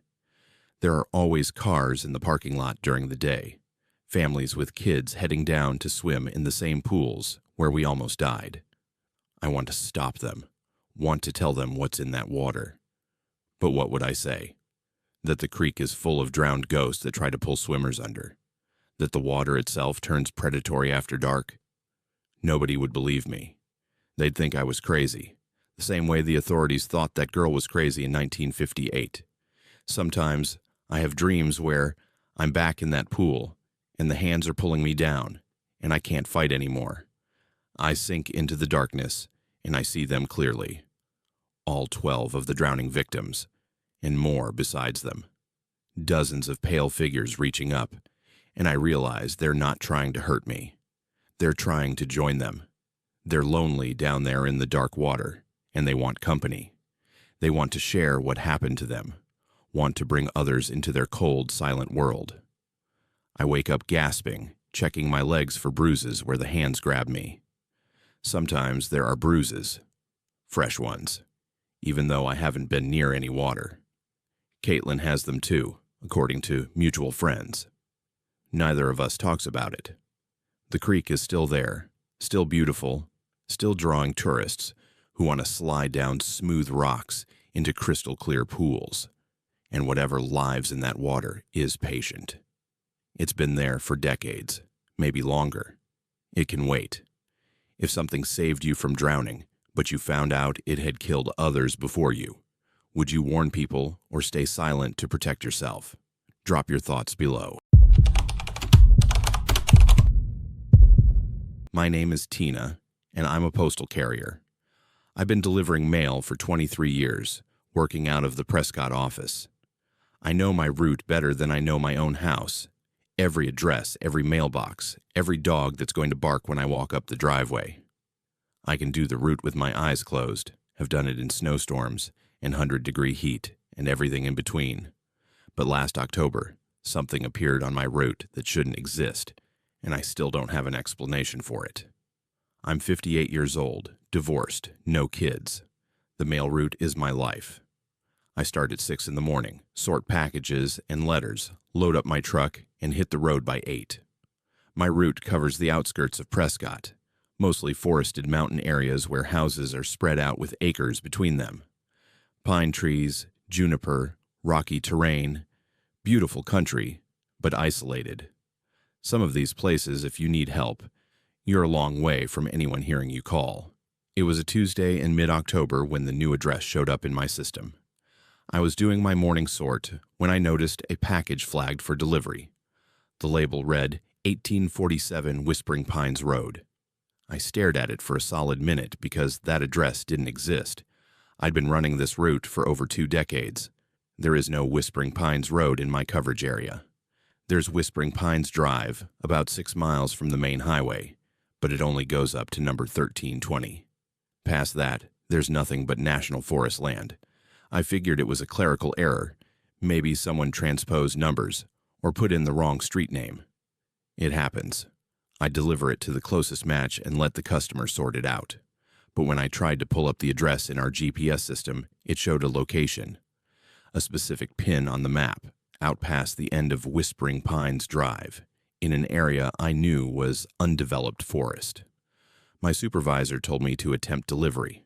If I couldn't find it, I'd bring the package back and mark it as undeliverable. Simple enough. I loaded my truck and headed out, saving that delivery for last, since it was the furthest point on my route. I reached the end of Whispering Pines Drive around 2 in the afternoon. The pavement ends there, turning into a dirt Forest Service road that's not maintained. I'd been down that road exactly twice in 23 years, both times delivering to a fire lookout tower about 8 miles in. But the GPS was telling me to turn down that road, follow it for 3.2 miles, and the address would be on my left.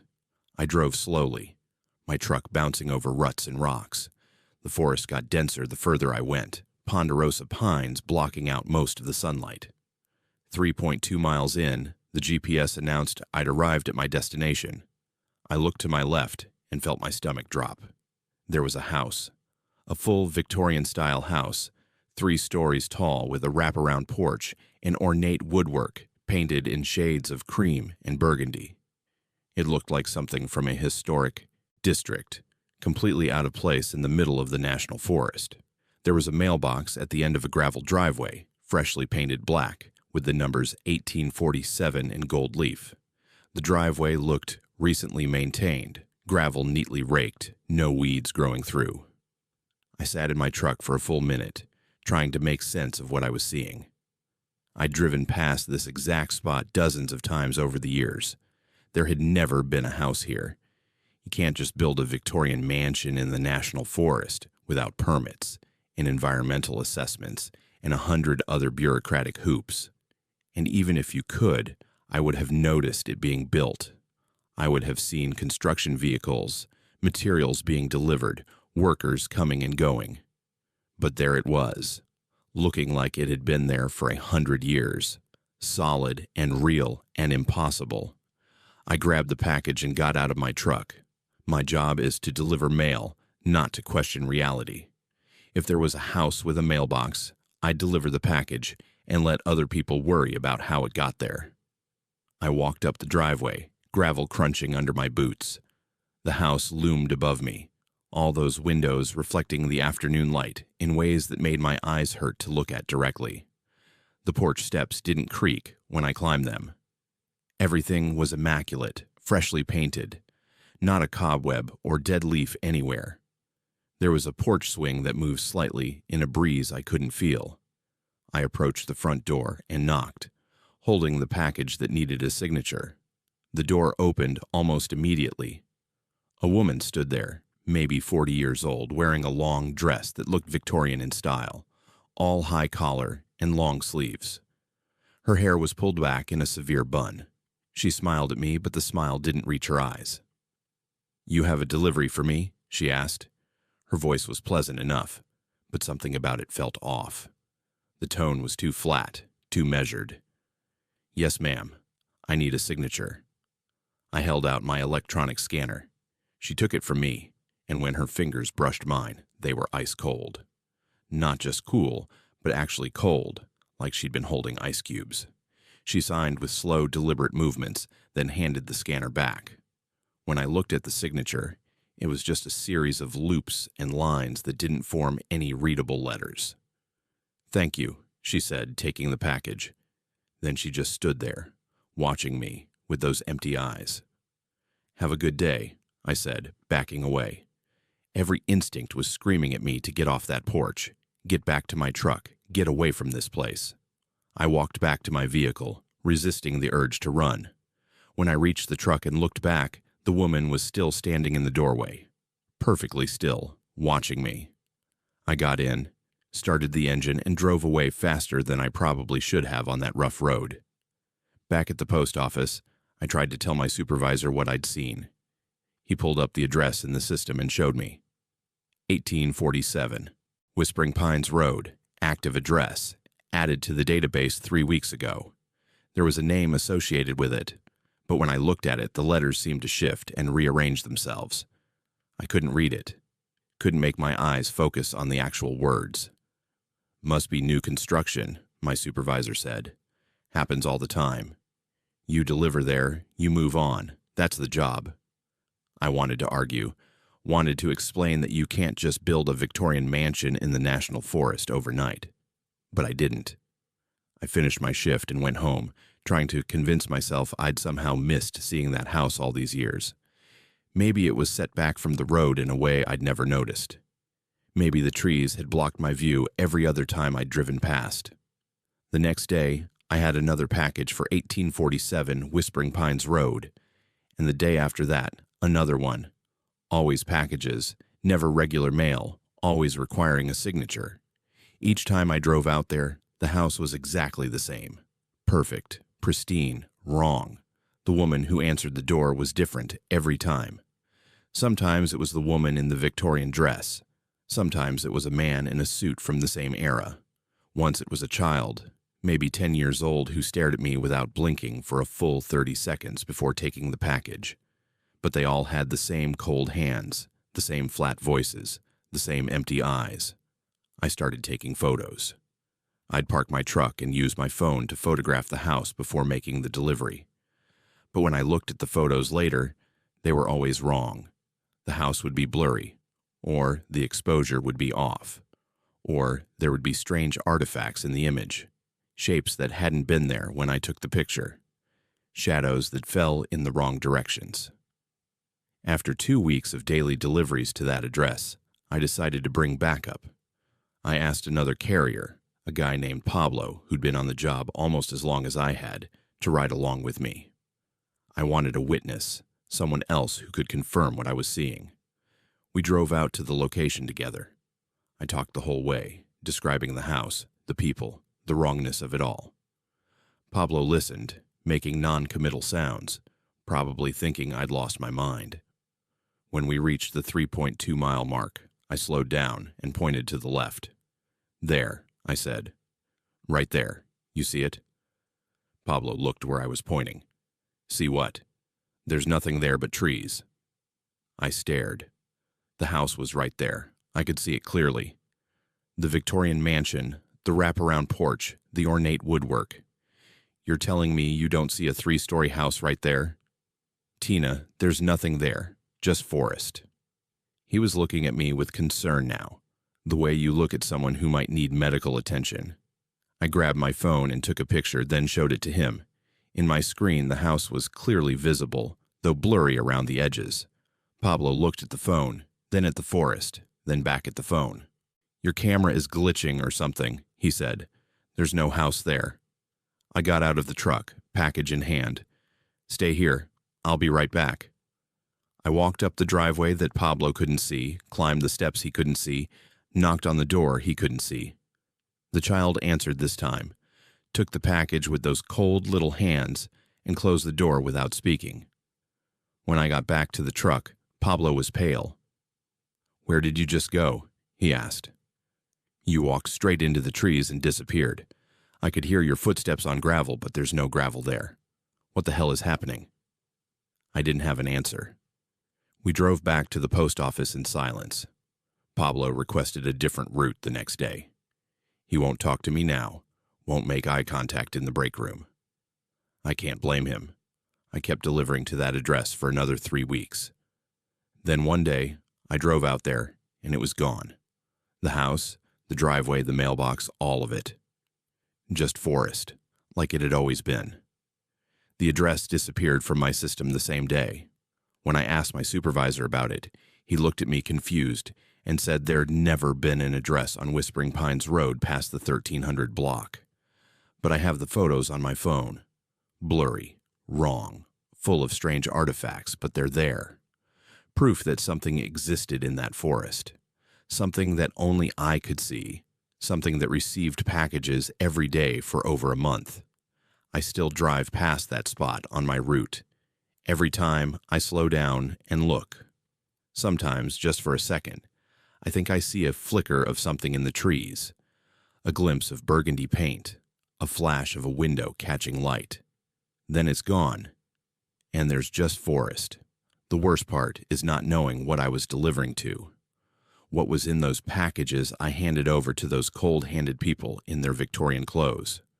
What did they need that could only come through the U.S. Postal Service? And why could only I see them? I've got 7 years until retirement. 7 years of driving past that spot every day, wondering if the house will reappear, wondering what else is out there that we can't see, that's just slightly out of phase with our reality, existing in spaces we drive past without noticing. The mail still needs to be delivered, though.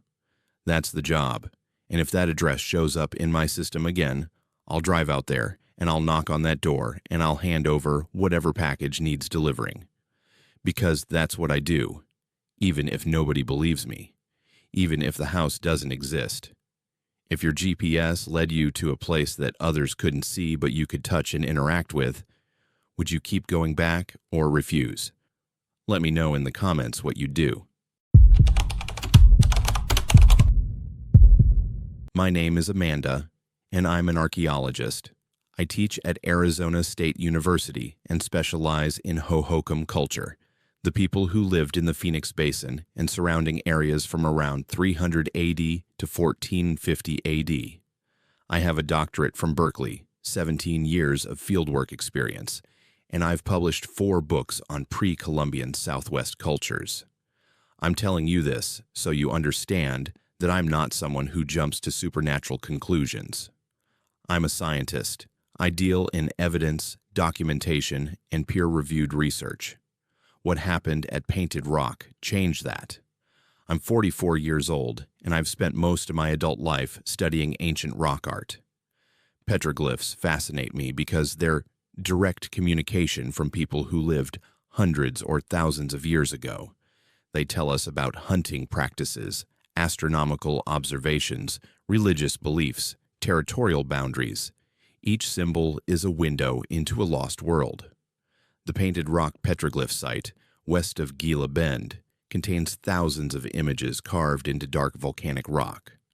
Most of them are typical Hohokam designs: spirals, geometric patterns, humanoid figures, animals, standard iconography that we see at dozens of sites across Arizona. Last March, I was leading a graduate student survey team at Painted Rock. We were documenting and photographing petroglyphs in a section of the site that hadn't been thoroughly cataloged. Routine work, the kind of thing I've done hundreds of times. We'd been there for 3 days, working in the brutal desert heat, measuring and recording every image we found. On the 3rd day, I found something unusual. It was on a large boulder about 50 yards from the main concentration of petroglyphs, partially hidden by creosote bushes. The image showed a humanoid figure, but it was different from typical Hohokam representations. The proportions were wrong. The arms were too long, extending down past where the knees should be. The head was oddly shaped, more oval than round, and the execution was strange. Most Hohokam petroglyphs are pecked into the rock, creating a rough, textured surface. This one looked almost smooth, like it had been carved with metal tools rather than stone, which should be impossible for that time period. I photographed it extensively, took measurements, made detailed notes. The rock had the same desert varnish as the surrounding boulders, that dark patina that forms over centuries of exposure. This wasn't a modern creation, but it didn't fit any known Hohokam stylistic pattern. I was excited. An unusual find like this could lead to new insights about cultural exchange or previously unknown artistic traditions. We finished the survey and returned to campus. I spent the next week processing our data, cataloging photographs, and writing up preliminary reports. 7 days after we'd finished the fieldwork, I needed to verify some measurements on the unusual petroglyph. I pulled up the photographs I'd taken and felt my stomach turn over. The figure had changed. In my original photos, the arms extended to just past the knees. In the photos I was looking at now, one arm was raised, bent at the elbow, like it was waving or reaching for something. I checked the metadata on the images. Same files, same timestamps, same camera. But the image itself was different. I told myself I was misremembering. I'd photographed hundreds of petroglyphs that week. Maybe I was confusing this one with another image. But I'd taken detailed notes, and my notes clearly described the figure with both arms down. I had sketches in my field notebook showing the original position. Something was wrong. I went back to Painted Rock the following weekend, alone this time. The drive west from Phoenix takes about 2 hours, heading out past Gila Bend into empty desert. I arrived at the site around 8 in the morning before the heat became unbearable. I hiked directly to the boulder with the unusual petroglyph. The figure's arm was raised, just like in the photographs. Not the way I'd originally documented it. I stood there, in the desert sun, staring at ancient rock art that had somehow changed, and felt the first crack in my rational worldview. Rock doesn't move. Stone that's been carved for centuries doesn't rearrange itself. This was impossible. I took new photographs, dozens of them, from every angle. I measured the image again, recorded every detail. Then I went home and tried to convince myself I'd made a mistake in my original documentation. It happens. Field conditions are difficult. You're tired. You misread something. Except I knew I hadn't misread anything. I had photographs proving the figure had changed. 2 weeks later, I had a meeting scheduled in Tucson. The route took me past Gila Bend, and on impulse, I decided to stop at Painted Rock again. Just to check. Just to reassure myself that the petroglyph was stable, unchanged, exactly as I'd last seen it. The figure was different again. The raised arm was now lowered, but the other arm had moved. It was reaching outward, toward the left side of the rock panel, and there was something new. Carved below the figure was what looked like a vehicle. Not a traditional Hohokam image of a person or animal, but something with wheels and a rectangular shape. It looked like a crude representation of a car. My hands were shaking as I photographed it. This wasn't memory failure or documentation error. The petroglyph was actively changing, adding elements that shouldn't exist in ancient rock art. Hohokam people didn't have wheeled vehicles. They didn't have cars. But there it was, carved into rock with the same desert varnish as the rest of the image, suggesting the same age. I sat down on the ground, pulled out my field notebook, and tried to think like a scientist. What were the possible explanations? Someone was vandalizing the site, adding to the petroglyph. But the new carving had desert varnish that takes centuries to form. Chemical analysis would be needed to confirm, but visually it looked authentic. The rock itself was somehow capable of change. Geologically impossible, but I couldn't rule anything out at this point. I was losing my mind. Also impossible, but increasingly likely. Or something else was happening, something outside my framework of understanding. I decided to set up a test. I'd return to the site once a week, always on Saturdays, and document any changes. I'd treat it like a scientific experiment, maintain detailed records, and see if I could find a pattern. If I was hallucinating or having some kind of breakdown, at least I'd have documentation to show a psychiatrist later. The pattern became clear quickly. The petroglyph changed between each visit, always adding more detail, always showing progressively more modern elements. On my third visit, the figure was standing next to the vehicle representation. On my fourth visit, the scene showed multiple vehicles and what looked like buildings in the background. On my fifth visit, the figure appeared to be holding something rectangular, possibly a phone or camera. The most disturbing change came on my sixth visit. The scene now showed the figure standing in front of a car that looked exactly like my car. Same make, same model, same basic shape. And next to the car there was a second figure, smaller than the first, clearly representing a human. The proportions were normal, unlike the first figure. This second figure was me. I was in the petroglyph. An ancient rock carving was depicting me, showing me standing at this exact site, looking at this exact rock. I took photographs with trembling hands, then did something I hadn't done before. I looked around the entire area, checking every boulder and rock face within 100 yards. What I found made me physically sick. I was everywhere. On rock faces scattered across the site, there were new images showing me at various locations I'd visited. My office at ASU, my apartment, my car on the freeway, grocery stores, gas stations. Everywhere I went, these petroglyphs were documenting it, showing scenes of my daily life carved into ancient rock with centuries-old patina. I ran back to my car and drove straight to Phoenix. That night, I went through every photograph I'd taken at other petroglyph sites over the past 5 years. Hundreds of images, thousands of individual petroglyphs. And I found them. Small figures that looked like me, appearing in the backgrounds of rock art panels across Arizona. At sites I'd visited years ago, in photographs I'd taken before I'd ever been to Painted Rock, there were images of me, watching from the edges of the frame, barely noticeable unless you were looking for them. I stopped going to Painted Rock. I stopped doing field work entirely. I told my department head I needed a sabbatical for personal reasons, and he granted it. I've spent the last 6 months in my apartment, going through old photographs, old field notes, trying to understand what's happening to me. The images keep appearing. Not just at petroglyph sites anymore. I'll look at photographs I took years ago, images I've looked at hundreds of times, and there will be new elements.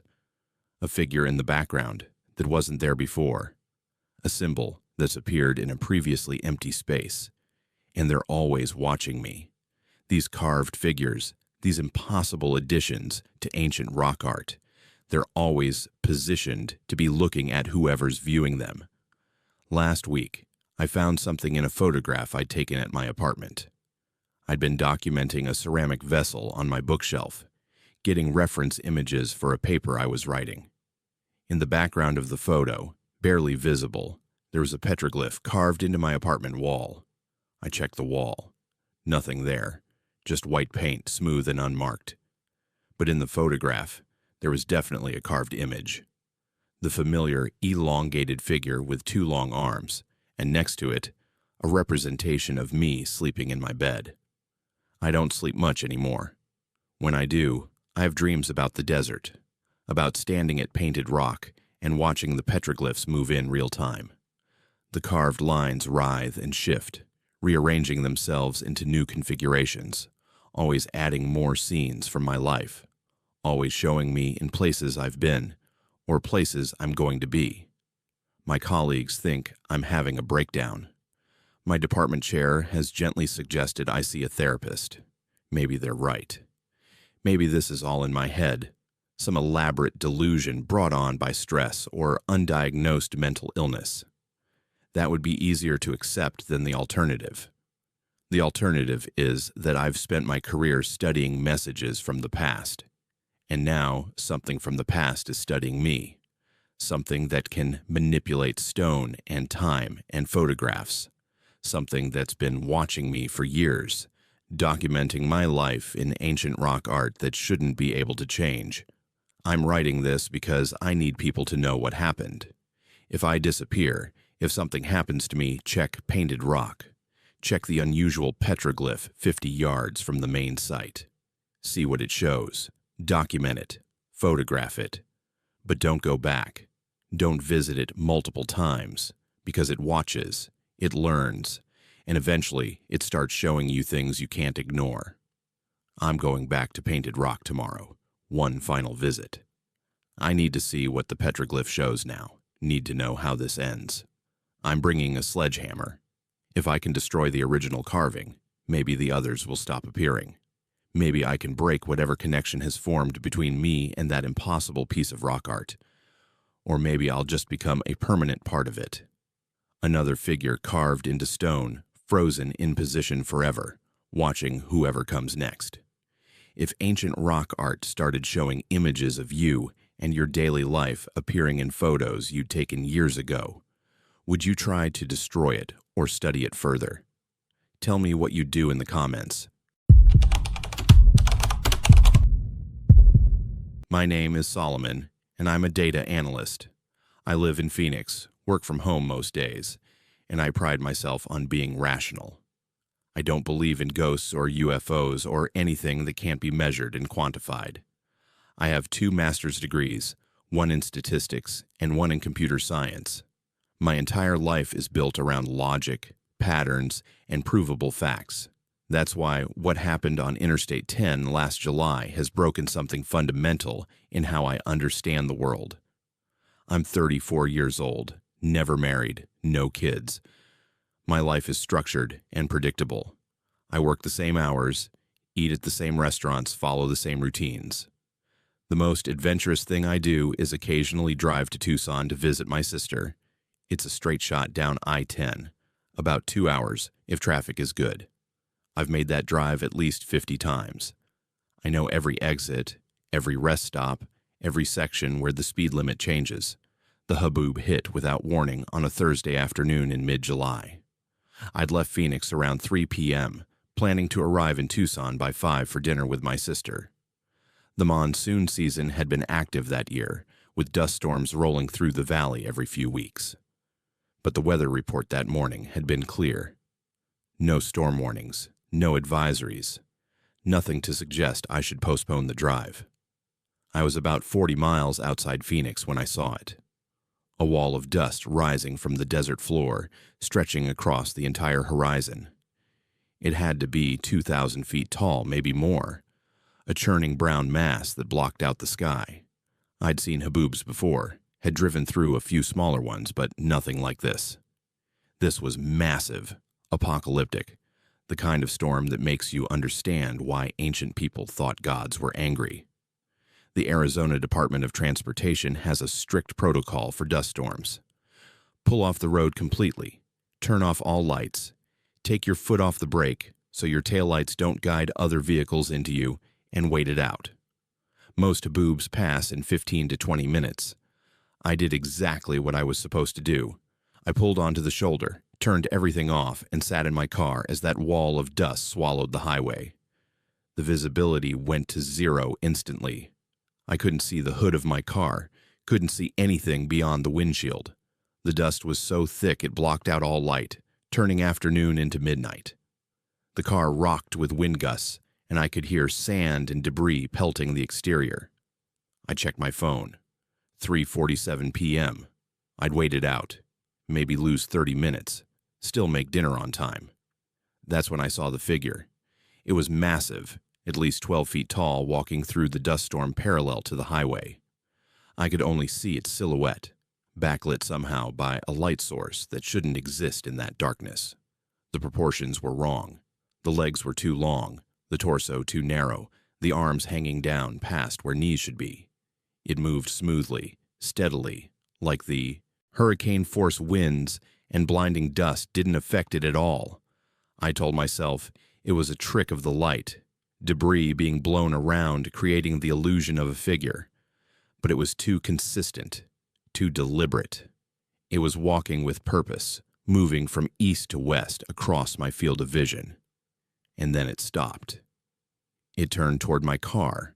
I couldn't see a face, couldn't make out any features through the dust, but I knew it was looking at me. Every instinct in my body screamed that this thing, whatever it was, had noticed me, had stopped specifically to look at me. It started moving toward the car, not quickly, but with that same steady, purposeful movement, each step covering more ground than should be possible. My hand went to the ignition, rational mind screaming that I should start the car and drive, get away from whatever this was.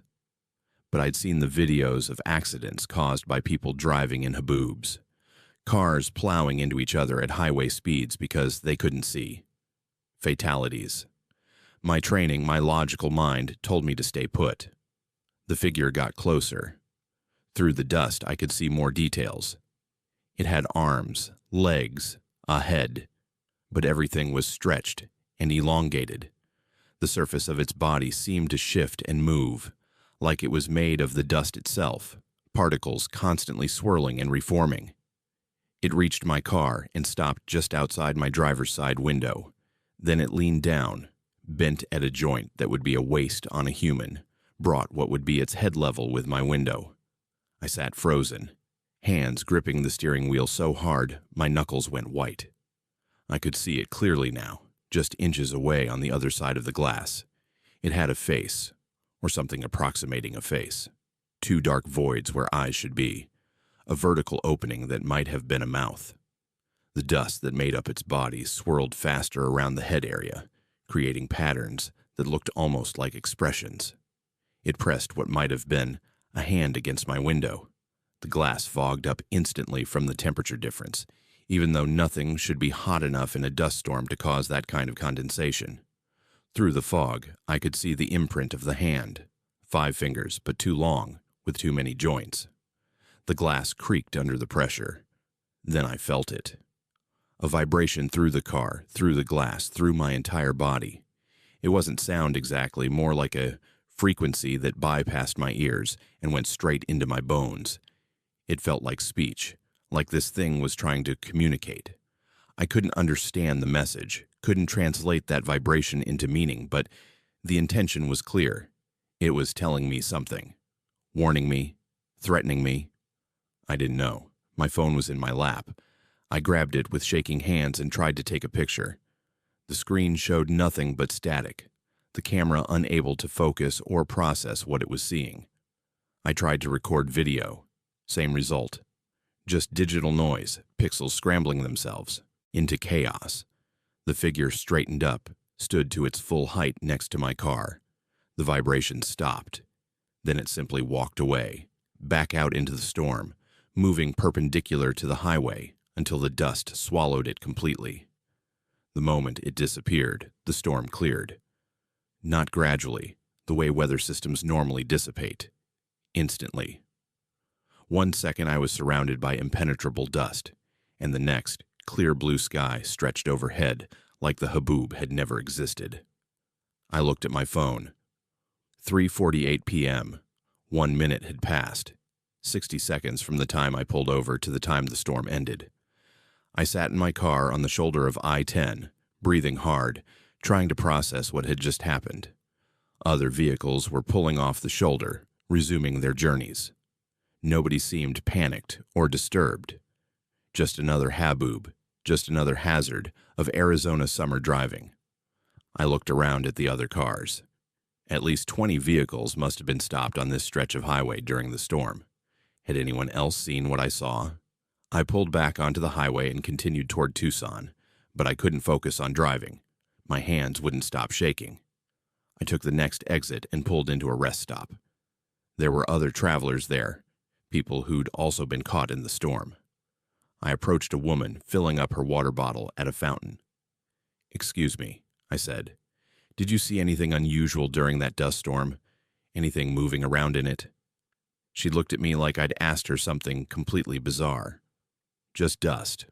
Why?" "What did you see?" "Nothing," I said quickly.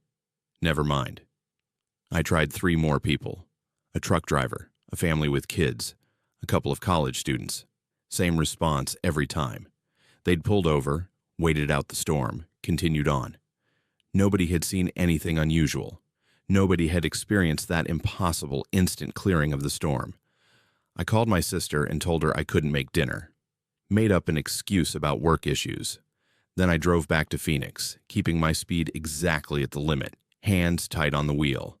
When I got home, I downloaded the photos and videos I'd attempted to take.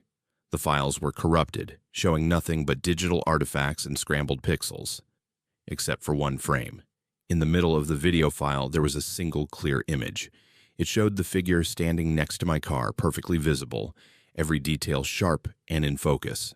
The elongated limbs, the shifting surface made of dust, and something else, the hand pressed against my window, and I could see its face clearly in this image. The 2 dark voids that served as eyes, and in those voids reflected light. My car's interior light, the glow from my dashboard. This thing had eyes that reflected light like an animal's eyes.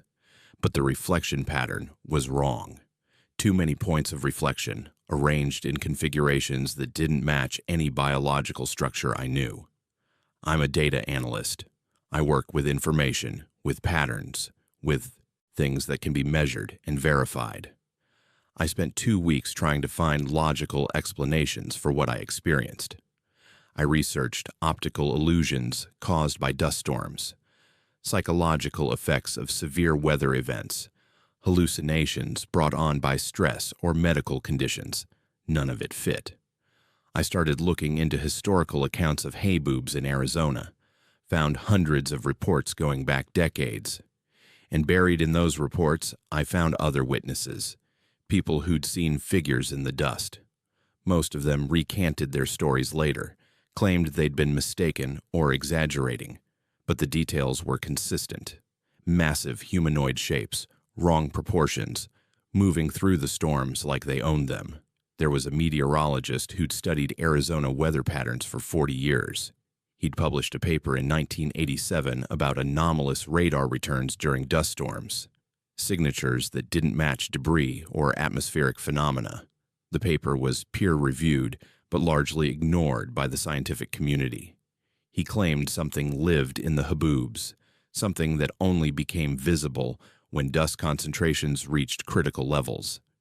He died in 1989, and nobody continued his research. I tried to find other witnesses from that specific storm on July 19th. Posted on local forums, checked social media, searched news reports. Nothing. Out of the dozens of people who must have been caught in that storm with me, either nobody else saw what I saw, or nobody was willing to talk about it. I've driven I-10 between Phoenix and Tucson 12 times since that day. Every time monsoon clouds build on the horizon, my heart rate spikes. Every time I see dust devils in the distance, I have to resist the urge to pull over and turn around, because I keep wondering what that thing was trying to tell me, what message it was trying to convey with that vibration that bypassed language and went straight into my bones. Last week, there was another massive haboob. It hit I-10 around the same location where I'd encountered the figure. I wasn't on the highway at the time, but I watched the news coverage. The storm lasted exactly 1 minute, according to Weather Service data. Multiple vehicles stopped to wait it out. But there was one anomaly. A car was found abandoned on the shoulder after the storm cleared. Engine still running, driver's door open, keys in the ignition. The driver was never found. Search teams combed the area for 3 days. No body, no tracks, no sign of where he went. I recognized the car from the news footage. I'd seen it on the highway that day in July, pulled over near me during the storm. A blue sedan, older model, with a specific pattern of dents on the rear bumper. The driver must have seen what I saw, and unlike me, he'd gotten out of his car, or something had pulled him out. I keep that corrupted photo on my phone, the one clear frame showing the figure pressed against my window. Sometimes late at night, I zoom in on those eyes, on those impossible reflection patterns, and I try to convince myself it was all a hallucination, a stress-induced break from reality. But I know what I saw. I know what touched my car.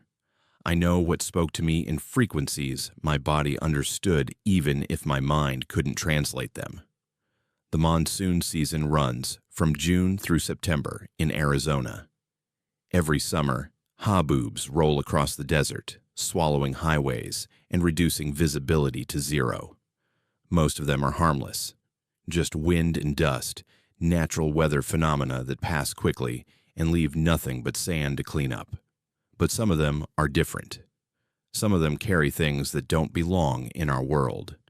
Things that walk on legs too long and watch with eyes that reflect light in patterns that violate biology. I still drive I-10. I still make the trip to Tucson. But I don't pull over during dust storms anymore. If a haboob hits while I'm on the highway, I keep driving. I know the protocol says to stop. Know that continuing through zero visibility is dangerous.